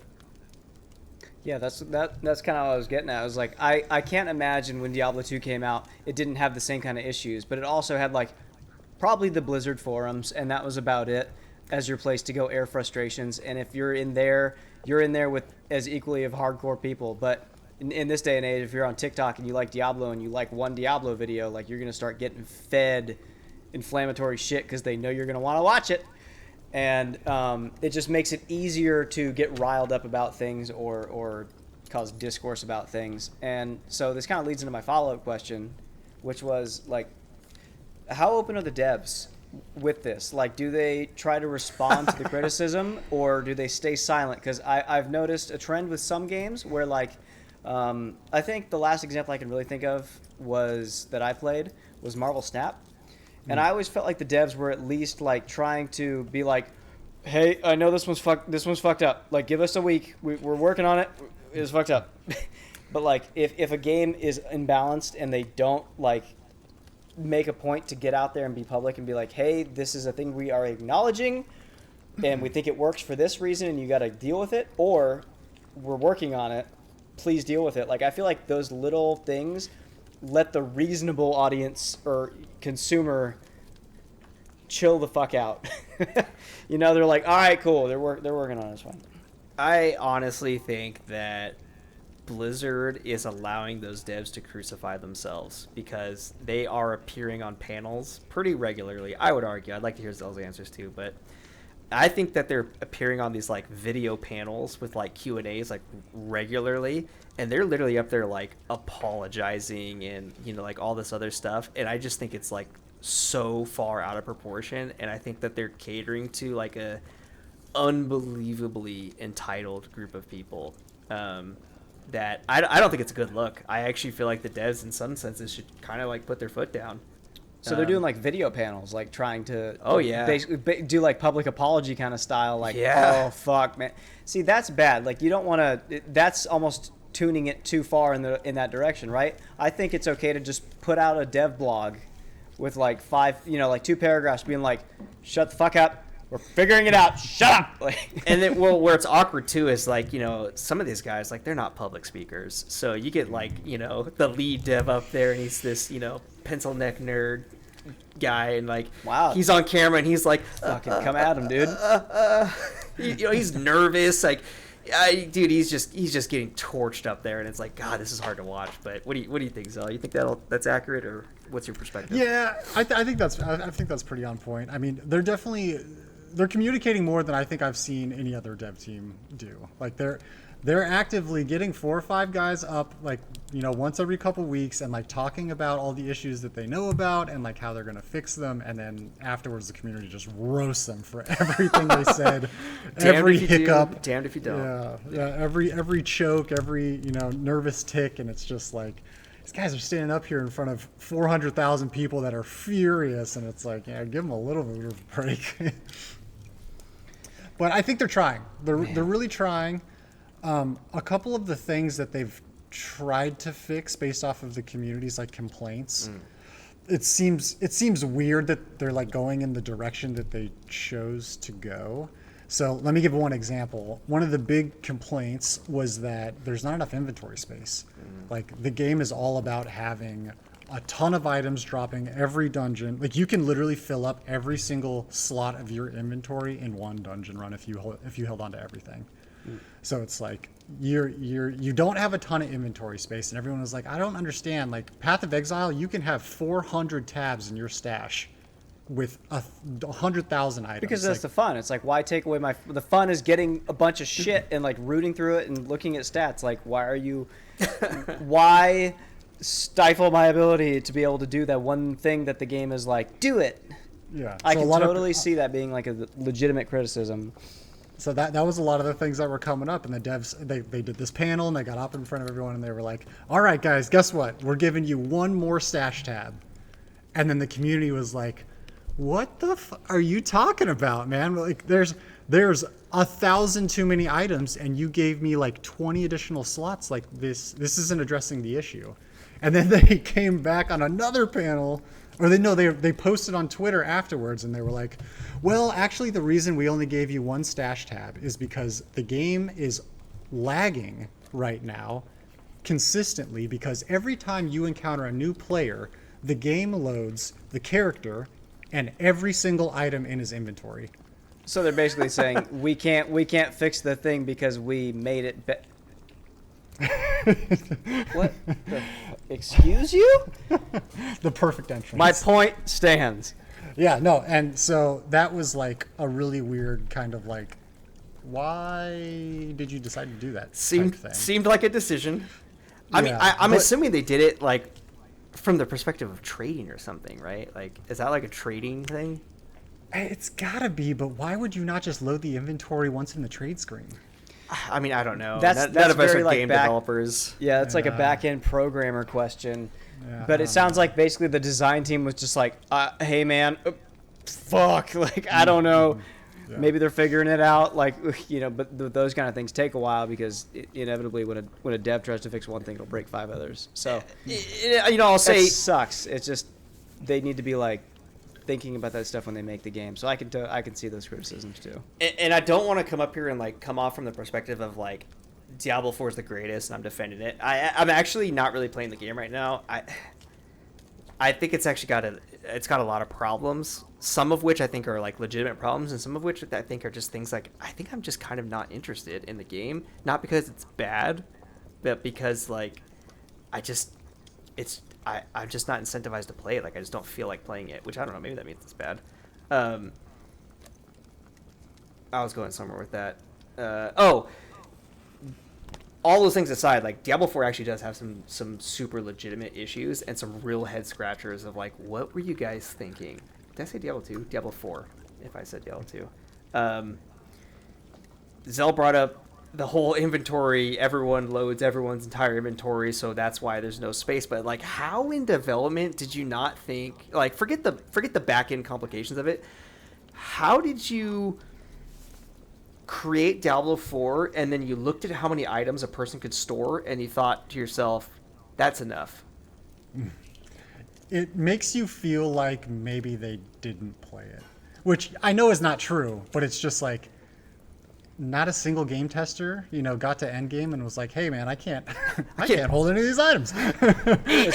and all of your entire roster shares that same stash space. So like, not only can one character not keep all the stuff you need to keep, one character, if you're the type of person that likes to play 3 characters, you just cut all your inventory Try space them all. in thirds. I would have one of every class if I could. You know what I mean? In a game like that, I want to try it all and get buyer's remorse and try something else, and get buyer's remorse and try something else again. And you would have no room for anything. That sucks. It's just like, how did you guys make it that far in development and not even address that part of it, first of all? Yeah, it's one of these things, and I just recently bugged Xell about this, and I bugged you both about it, and here's me doing it I said I was going to do it every fucking episode at some point, and there's a great documentary called Psych Odyssey, and it really gets into the development of one specific game, but it follows the entire development cycle, and that thing took like 7 years to make, and there's 30-something episodes on YouTube. But yeah, one of the issues is you see that a lot, how like if a team is not managed perfectly correctly, like designers and programmers and all those different departments that are trying to like make a game look and feel a certain way versus the people that are trying to make that function correctly, like if they butt heads, like someone's got to give, and if it's mismanaged, like they're gonna be like, all right, we're gonna go for this part, and then the fucking programmers might be like, fuck it, good, sounds good to me, we're doing it this way. And like you can just see how maybe that just something got lost in translation, maybe there was some mismanagement, and in the hopes to home in on one thing, they just like lost track of that one other thing. And yeah, I'm assuming that's what like a lead is, like the design leads who, Yeah, like like a they're game probably director not kinda. programming, his like he or she's like not programming himself, right, but is instead like overseeing the compilation of everything together. And it's like, dude, who was in charge of like tying all those pieces together and signing off like, all right, this is all gonna work? My whatever's going on with my computer that's not letting me open up the Google Doc to access some of my notes, it was also causing some of the other stuff not to load, because I was trying to bring up to see, because I was curious if what development teams worked on which game, because I would bet, based on when Diablo 2 came out, that like this is probably an entirely fresh like probably no one that worked on that. And like the reason I want to say the reason that Diablo 3 was like so Warcrafty is because they just like they were all fully pulled into Warcraft stuff, right? And then they just like pulled some of those members over and they're like, let's make Diablo 3, let's go. And so like it ended up with that art style. So I'm curious like what kind of backgrounds were coming into this game and ended up fucking up some critical bits that hopefully they can fix. I mean, I feel like Blizzard's a big enough company that hopefully they can address that kind of stuff, unless they want to see their game die, which maybe they don't care. I don't know. Blizzard's trajectory has been iffy at best for me as a fan in recent years, with Overwatch 2 and Reforged, which I was very excited about, and then it ended up kind of dropping the ball. And it seems like this one's maybe not dropping the ball too bad, but it has some critical things that a company this massive probably shouldn't have. Yeah, I think that's a lot of the feedback too. It's like Blizzard's a multi-hundred-million/billion dollar company at this point, and one of the confusing things, and before I go into this like another negative tirade, I do want to say that I'm still playing the game and I'm still enjoying it. Preseason I got a druid to 100, which is max level. I'm playing season 1. I'm at like level 60 right now, so I'm still playing it. I'm still having a good time. I think the devs are really trying. I think they're really trying to fix it, and I think they're going to do their best to get there. And I do think eventually they will get there. I don't think it's terribly far off. I just think that every avenue is like 75% baked.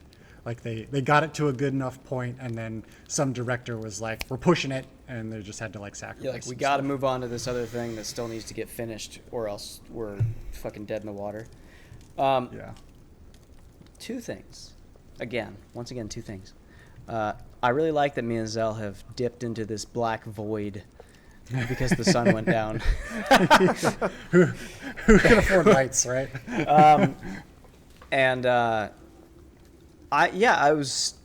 I would like to actually just hear you guys say like what are some of your favorite things about it? So like this isn't just like this fucking abusive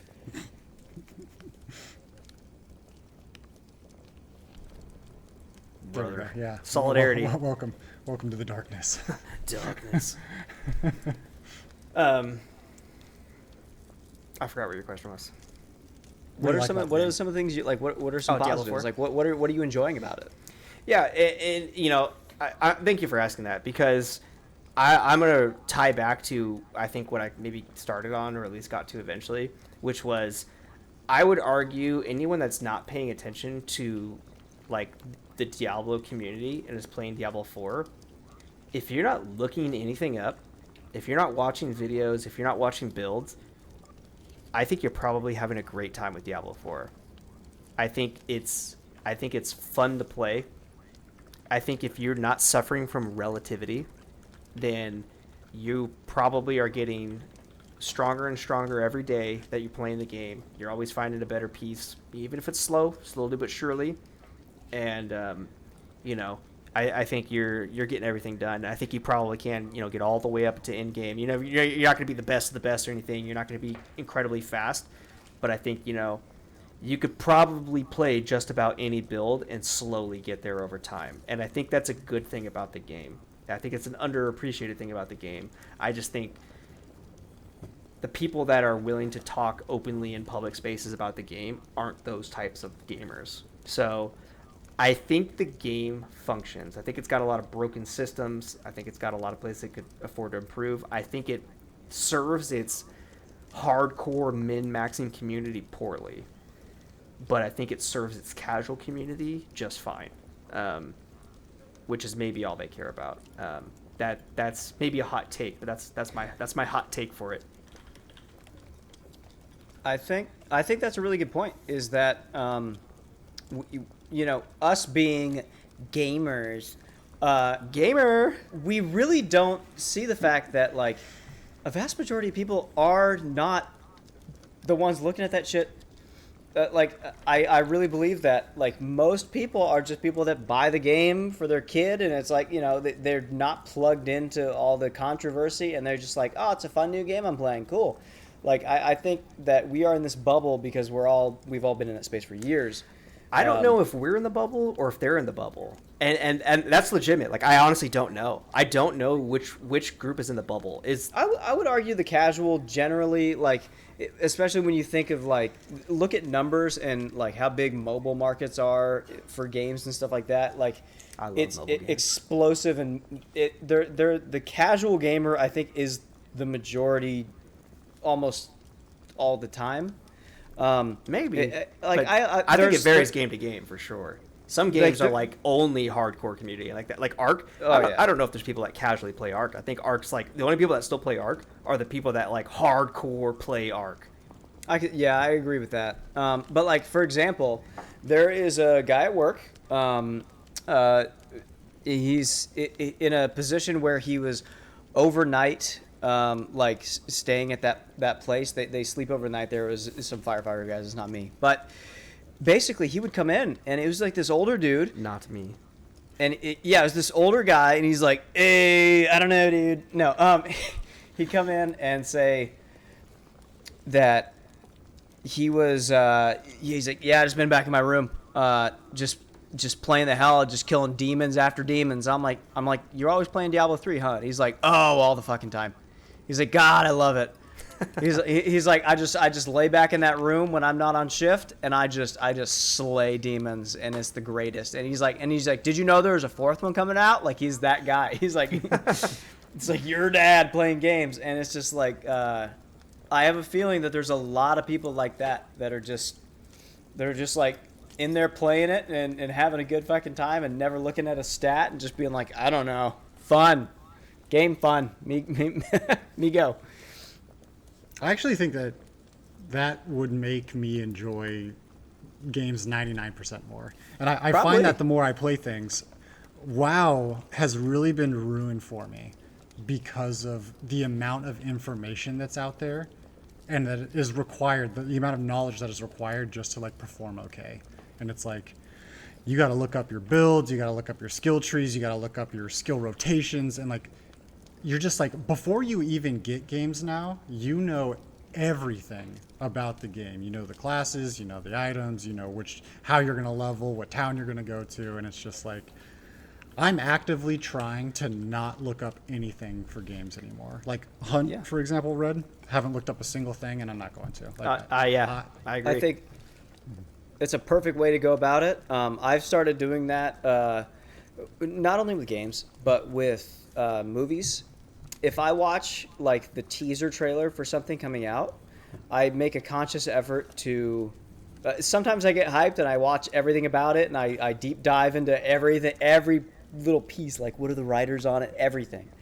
But generally, I'll watch like the first bit of a trailer, and as soon as I know that it's something I'm going to watch, I'll turn the trailer off. And I tried to do that with games, and the most recent example was Tears of the Kingdom.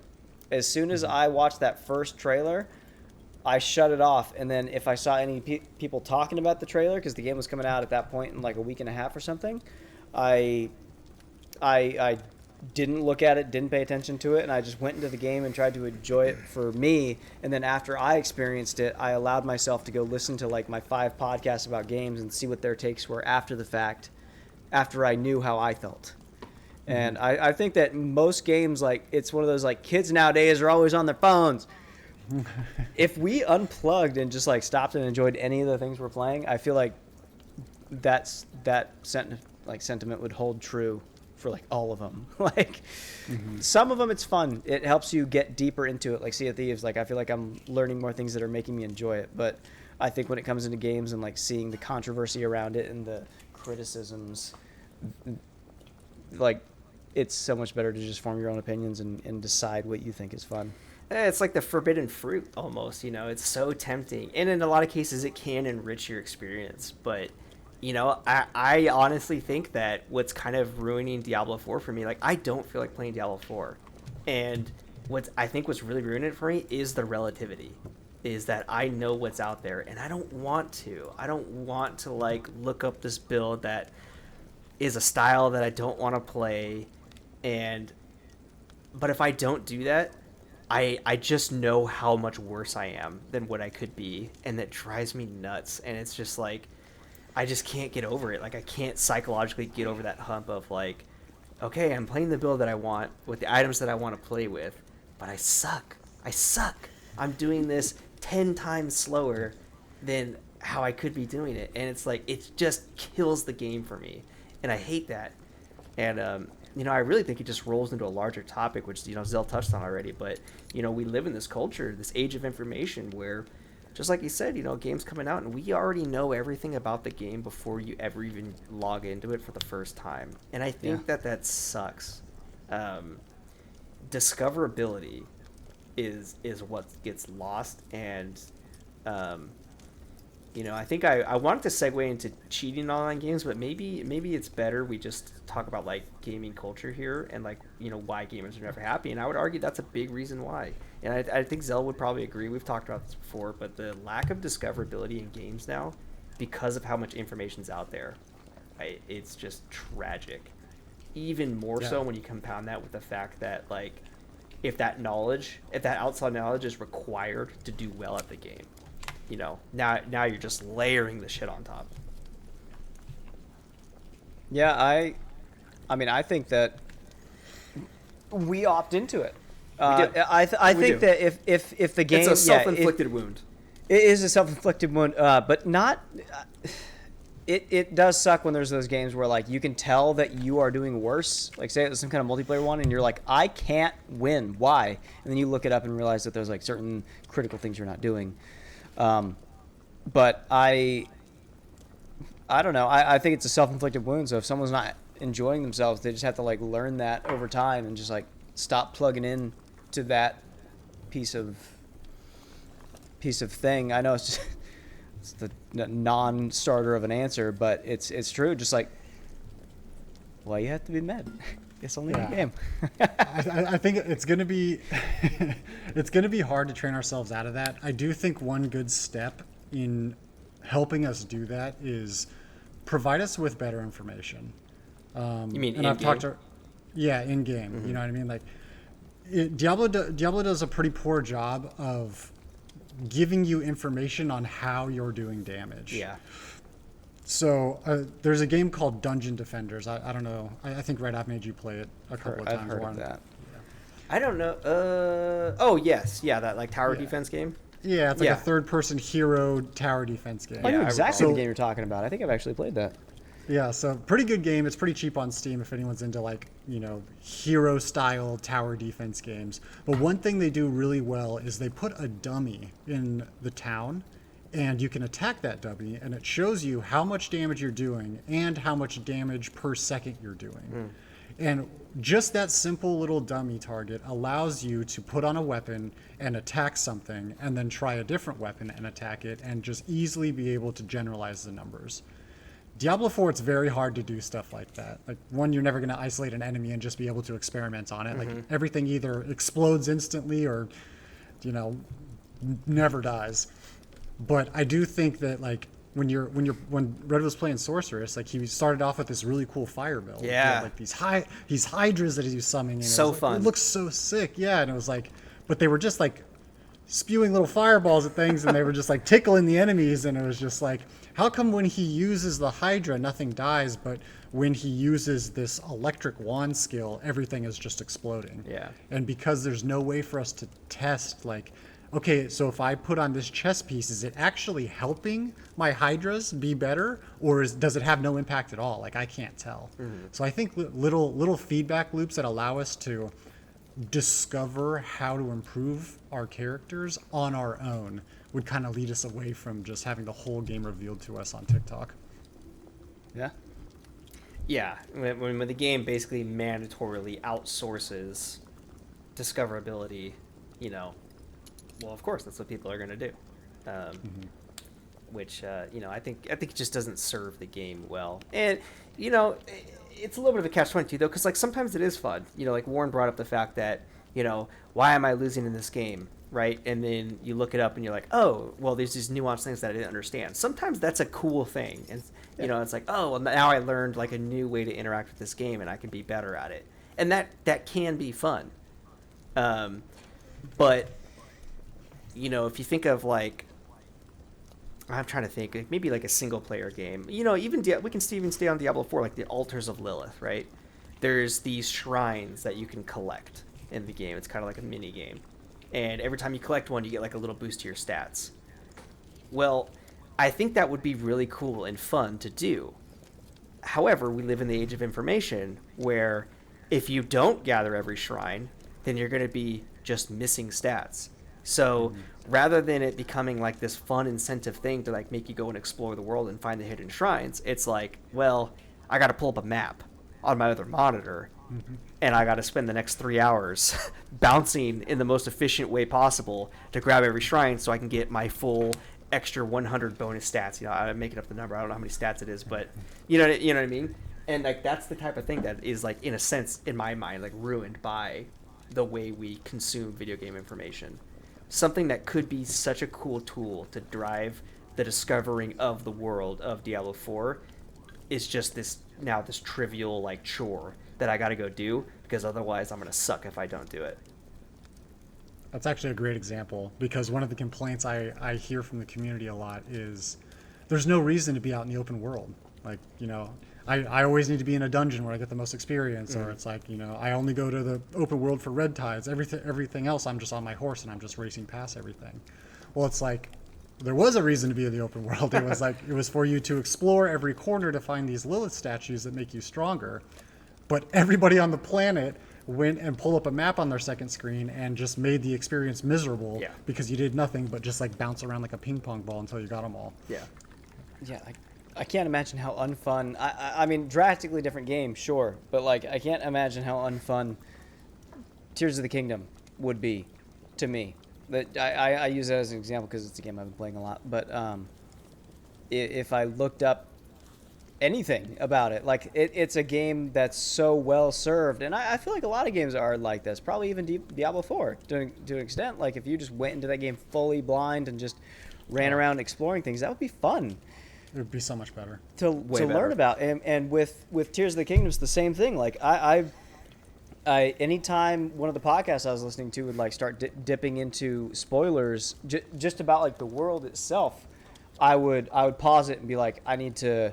Yeah. I hear what they're starting to talk about, and once I get closer to that, like I'll be willing to listen, maybe.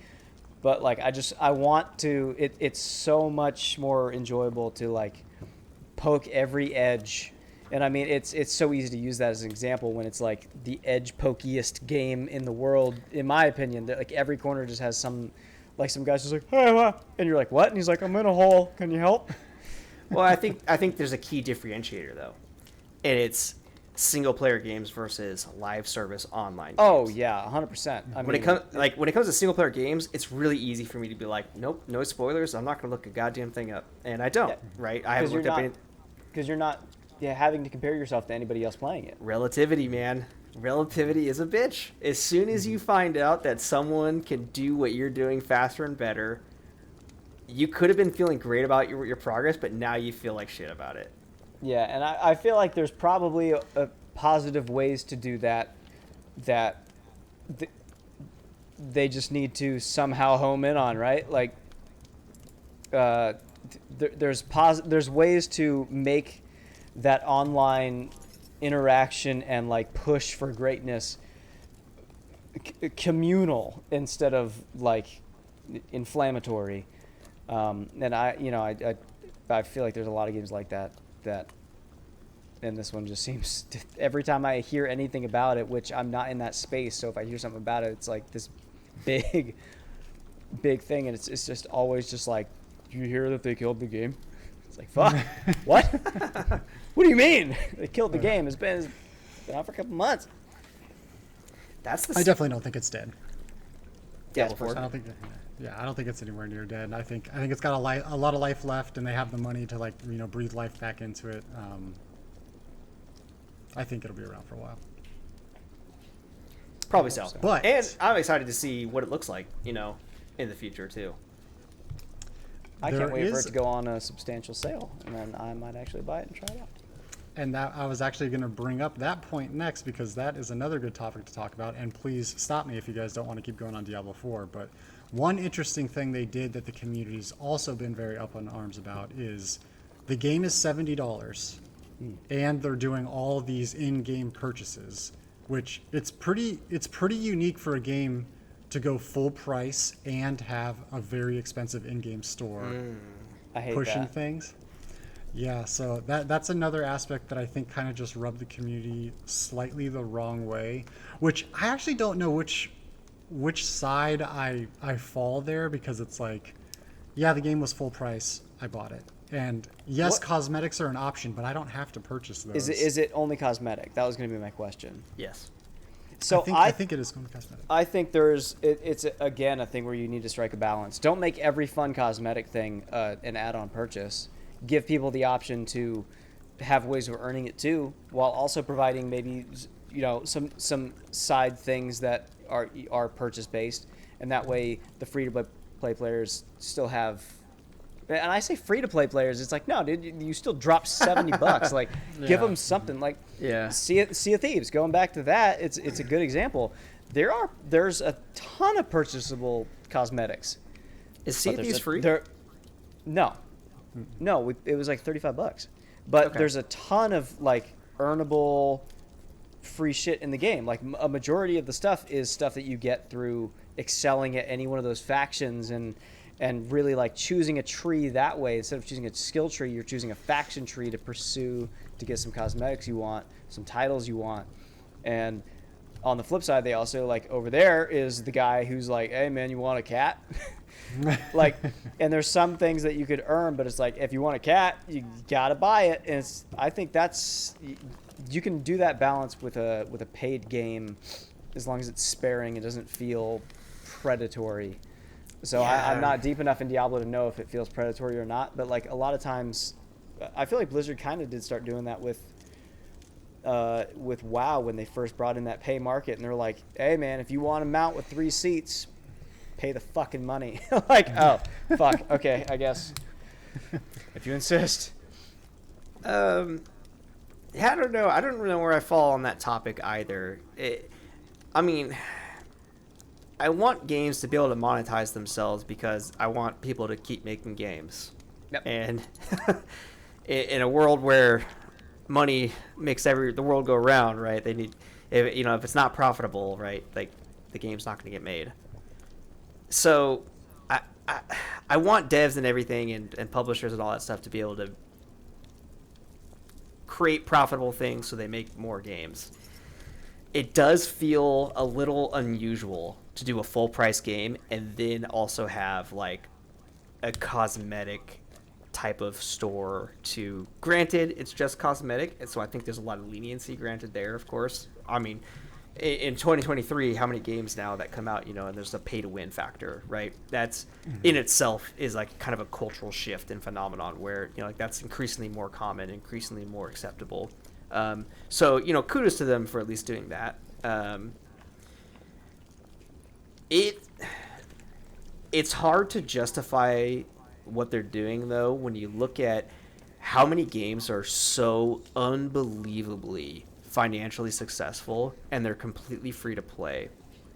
And what they do is they rely on their game being so good that people want to play it, that they're willing to buy cosmetics for it because they love the game so much. Like Fortnite. League of Legends, right? I mean, League of Legends is, love it or hate it, it's one of the king of the world games. I would love to see what the highest concurrent like player-based games are in the world. I would be flabbergasted if League of Legends is in the top 3. And you can download League of Legends off their website completely free. So I guess that was a long-winded answer just to say that I'm not really sure how I feel about it. It seems strange. They probably didn't need to do both. I feel like if they were going to aggressively push, seasons and season passes, what are they called? Yeah, like a battle pass. Battle pass, yeah. They're going to do a battle pass every season. I don't think they need to be charging full price for the game if they're going to charge for a battle pass every season. Yeah, full price battle pass, and there's cosmetics. That seems so weird. Like it's like they built the entire model of every free game nowadays, but put a $70 price tag on it, and that seems kind of fucked. Doesn't that seem kind of fucked up? Are we shocked though? Are we shocked? Blizzard in 2023? Are we shocked? Blizzard is that's predatory. I mean, and I think that's predatory. I think that sucks.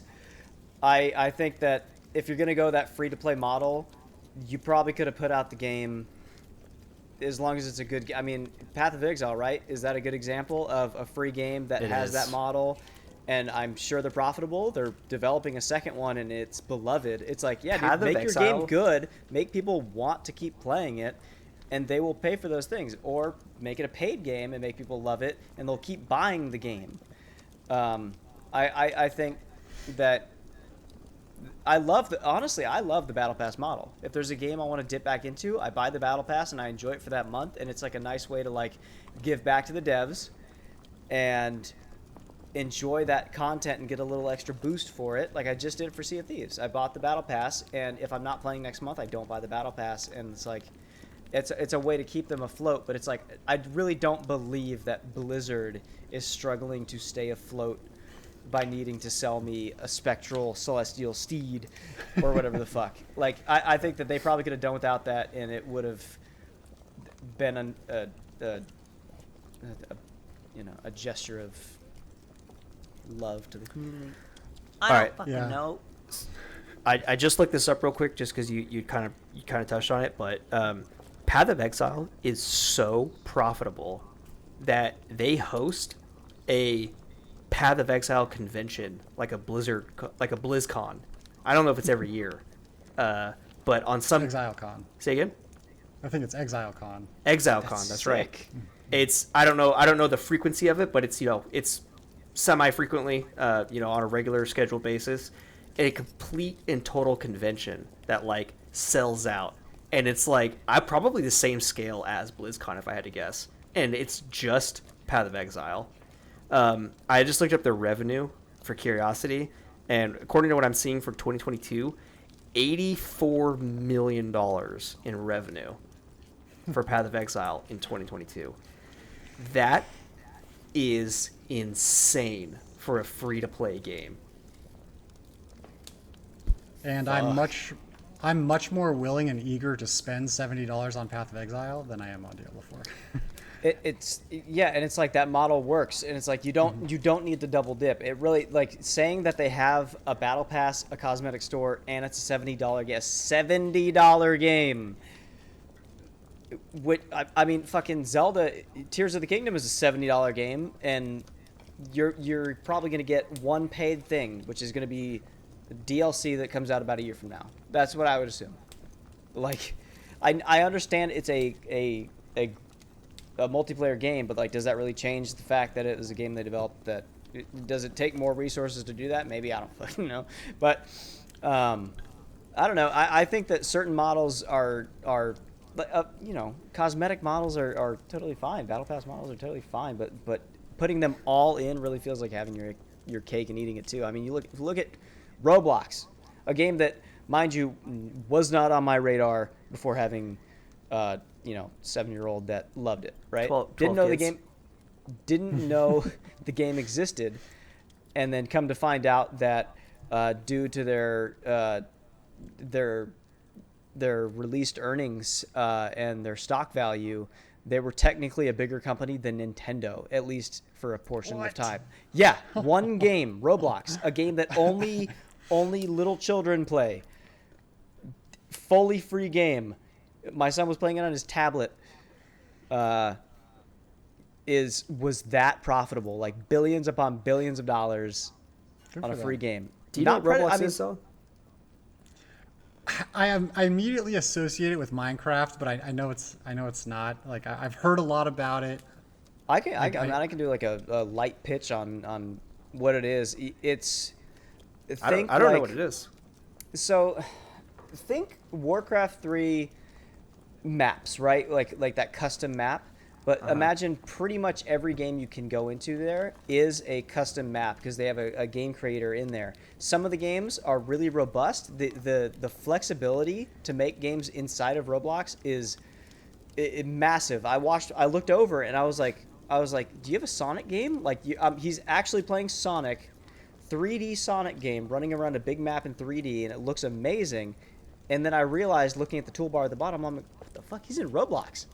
Like, it's Sonic in Roblox, and the game's profitable because like a lot of the games have, some of them have like predatory things about it, but I found that the parental controls are really robust. Like, it's built for a parent to be able to monitor and really fine tune it to not let your kid be exposed to the predatory things and only see like highly rated maps that people have made and things like that. But it's pretty much just a third person. Hold on, I gotta ask points of clarification. You're saying a lot here, and it's really confusing to me. So, Okay, so are you saying? Oh, let me ask the question. Are you saying that in Roblox? So, first of all, does Roblox have a base game, or is Roblox just a platform to create and distribute games? It's just like as far as I can tell, it's just a third person kind of open map platform in which you can make any variety of multiplayer game or single player game exist in it. So I'm trying to think about this in Warcraft 3 terms because that's the only way my brain can translate it. But I think what you're saying is like, rewind time back to Warcraft 3, you can create games and maps, and there's, you had a lot of creative freedom in what you could create. I mean, that's where Dota came from, right? But I think what you're saying is, though, that people can then monetize the games that they're creating within Roblox. Yeah, that's crazy. You can develop things for Roblox and then essentially Like sell them. I would say get approved, and then people can buy them. So you can design within Roblox. You can design cosmetics. You can design game maps or functionality within those game maps, and then attach monetization to those things. Roblox takes a cut, and then you as the creator takes a cut, and people make entire livings Creating Roblox developing games. things within Roblox. And I've seen my son play some that are predatory, where he is literally clicking a single button to try to get to the point where he can level up, but then I noticed next to him is another button that's like, pay $3 to be the max level instantly.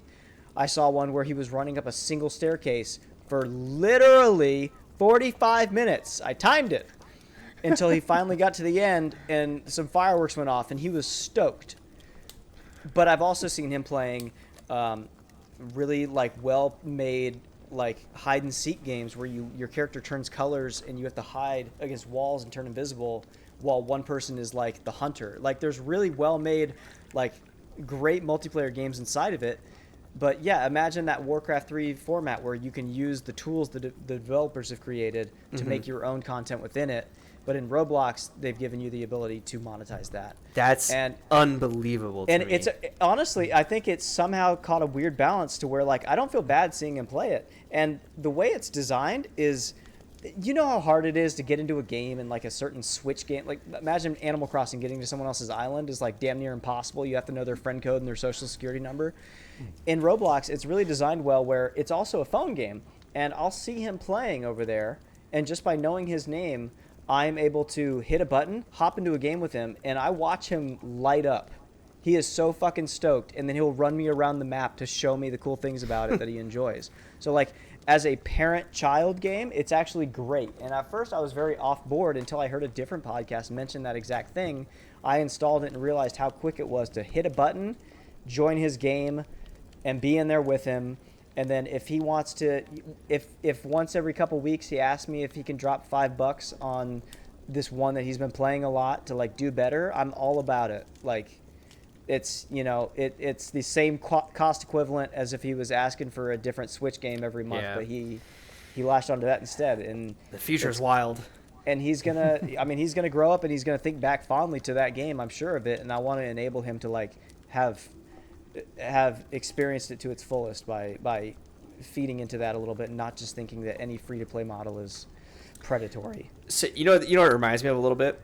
You guys remember having to sheepishly try to convince your parents to allow you, a 14-year-old, to have access to their credit card so you could get either a WoW or a Final Fantasy subscription going? Mm-hmm. God, that conversation was so awkward. Then we were such little jackasses too that like every couple of months we would like switch which one we want to play. You cancel, and then you try to get the other one going, but you got to get the card again. So it's like, guys, remember how I just asked you for your credit card like 2 months ago? How do you feel about letting me have the credit card again? Mine was easy enough because I would just my dad would pay me for like I had like the chores, mowing the lawn every week, and that like had a monetary value to it. And lucky for me, a couple weeks of mowing the lawn always equated to $15. So I was like, sick, wow. And then I had to find creative ways to afford WoW when my grades failed and my dad refused to pay for WoW. So I found my own means. He's like, you can figure it the fuck out. And I was like, yeah, you could like buy WoW like time cards, for cash in like gas stations. Yep. We're like crack fiends, man. Like, I gotta get that WoW time. Dude, I need water essences from Fellwood. Ugh. God, I don't know. Monetization is so tricky, and I think that a lot of games strike interesting but like positive non-predatory balances. We could probably have an entire podcast episode on monetization in games. I feel like this segment's been pretty good about it too. I'm willing to. I'm happy to touch back on it, but at 2 hours and 7 minutes. Yeah, we should probably wrap this one up if I had to. Guess. Yeah, that was a good run, gents. No, that was great. I feel like we fully fleshed out our conversations. I don't think we stifled anything, and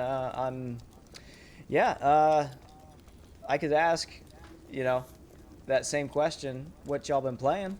Oh yeah, you do your outro round robin. Maybe it's the same answers. Xell, you want to go? Yeah, I'll go first.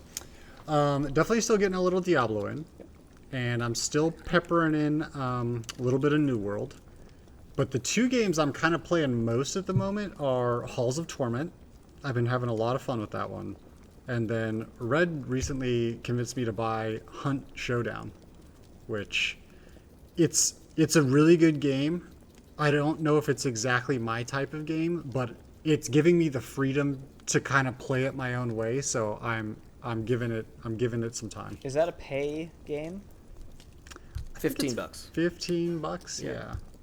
If it's a 3-person game, I have been interested in that in the past, and I'm willing to get it, and we can play it, and then we can talk about it. Yeah, you can do solo, squads of 2, squads of 3. Actually, there is no solo mode, but you can solo into duos. Yeah, so I would be very open to doing that if y'all want to make that happen at some point. Yeah. Yeah, and then we can kind of get like group feelings on it. Red, where do you want me to go?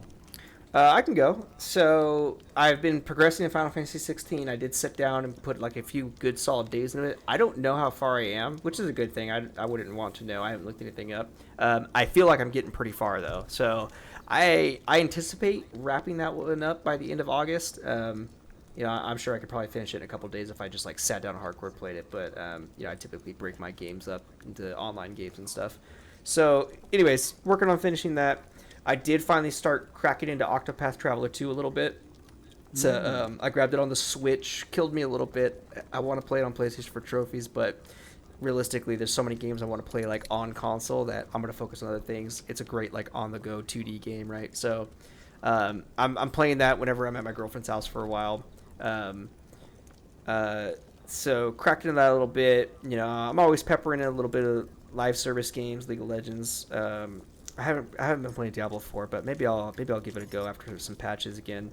And then lastly, like Xell mentioned, I just kind of grabbed Hunt Showdown on a whim. Saw some streamers playing it. Looked fun. Loving the gameplay so far. I don't know if it'll last forever, but it's so far it's a really good time. So really enjoying that. But that's been the gist of it. Yeah. As far as me, haven't been playing too much. My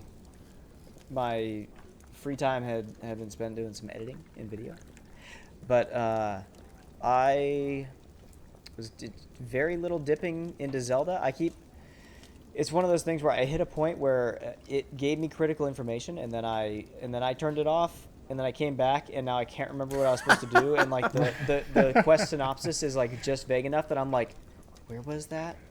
It's Go to where Donald told you to. Because it doesn't want to give you like markers all the time. It wants you to actually think a little bit. So I'm like, where the fuck was it? So I may actually end up looking up something on Zelda just to like push me back into it, because I kind of started falling off because I kept opening it and getting frustrated because I want to finish it. I think I'm at the point where like I'm scared I'm gonna fall off, and I want to like at least see the end, and I know I'm close. And then I've been dipping back into Rocket League. I had gotten it on my Xbox because I got an Xbox on Prime Day. It felt terrible, and I'm like, am I this bad? I haven't played in like 6+ months. Did I get that bad? So I reinstalled it on PC.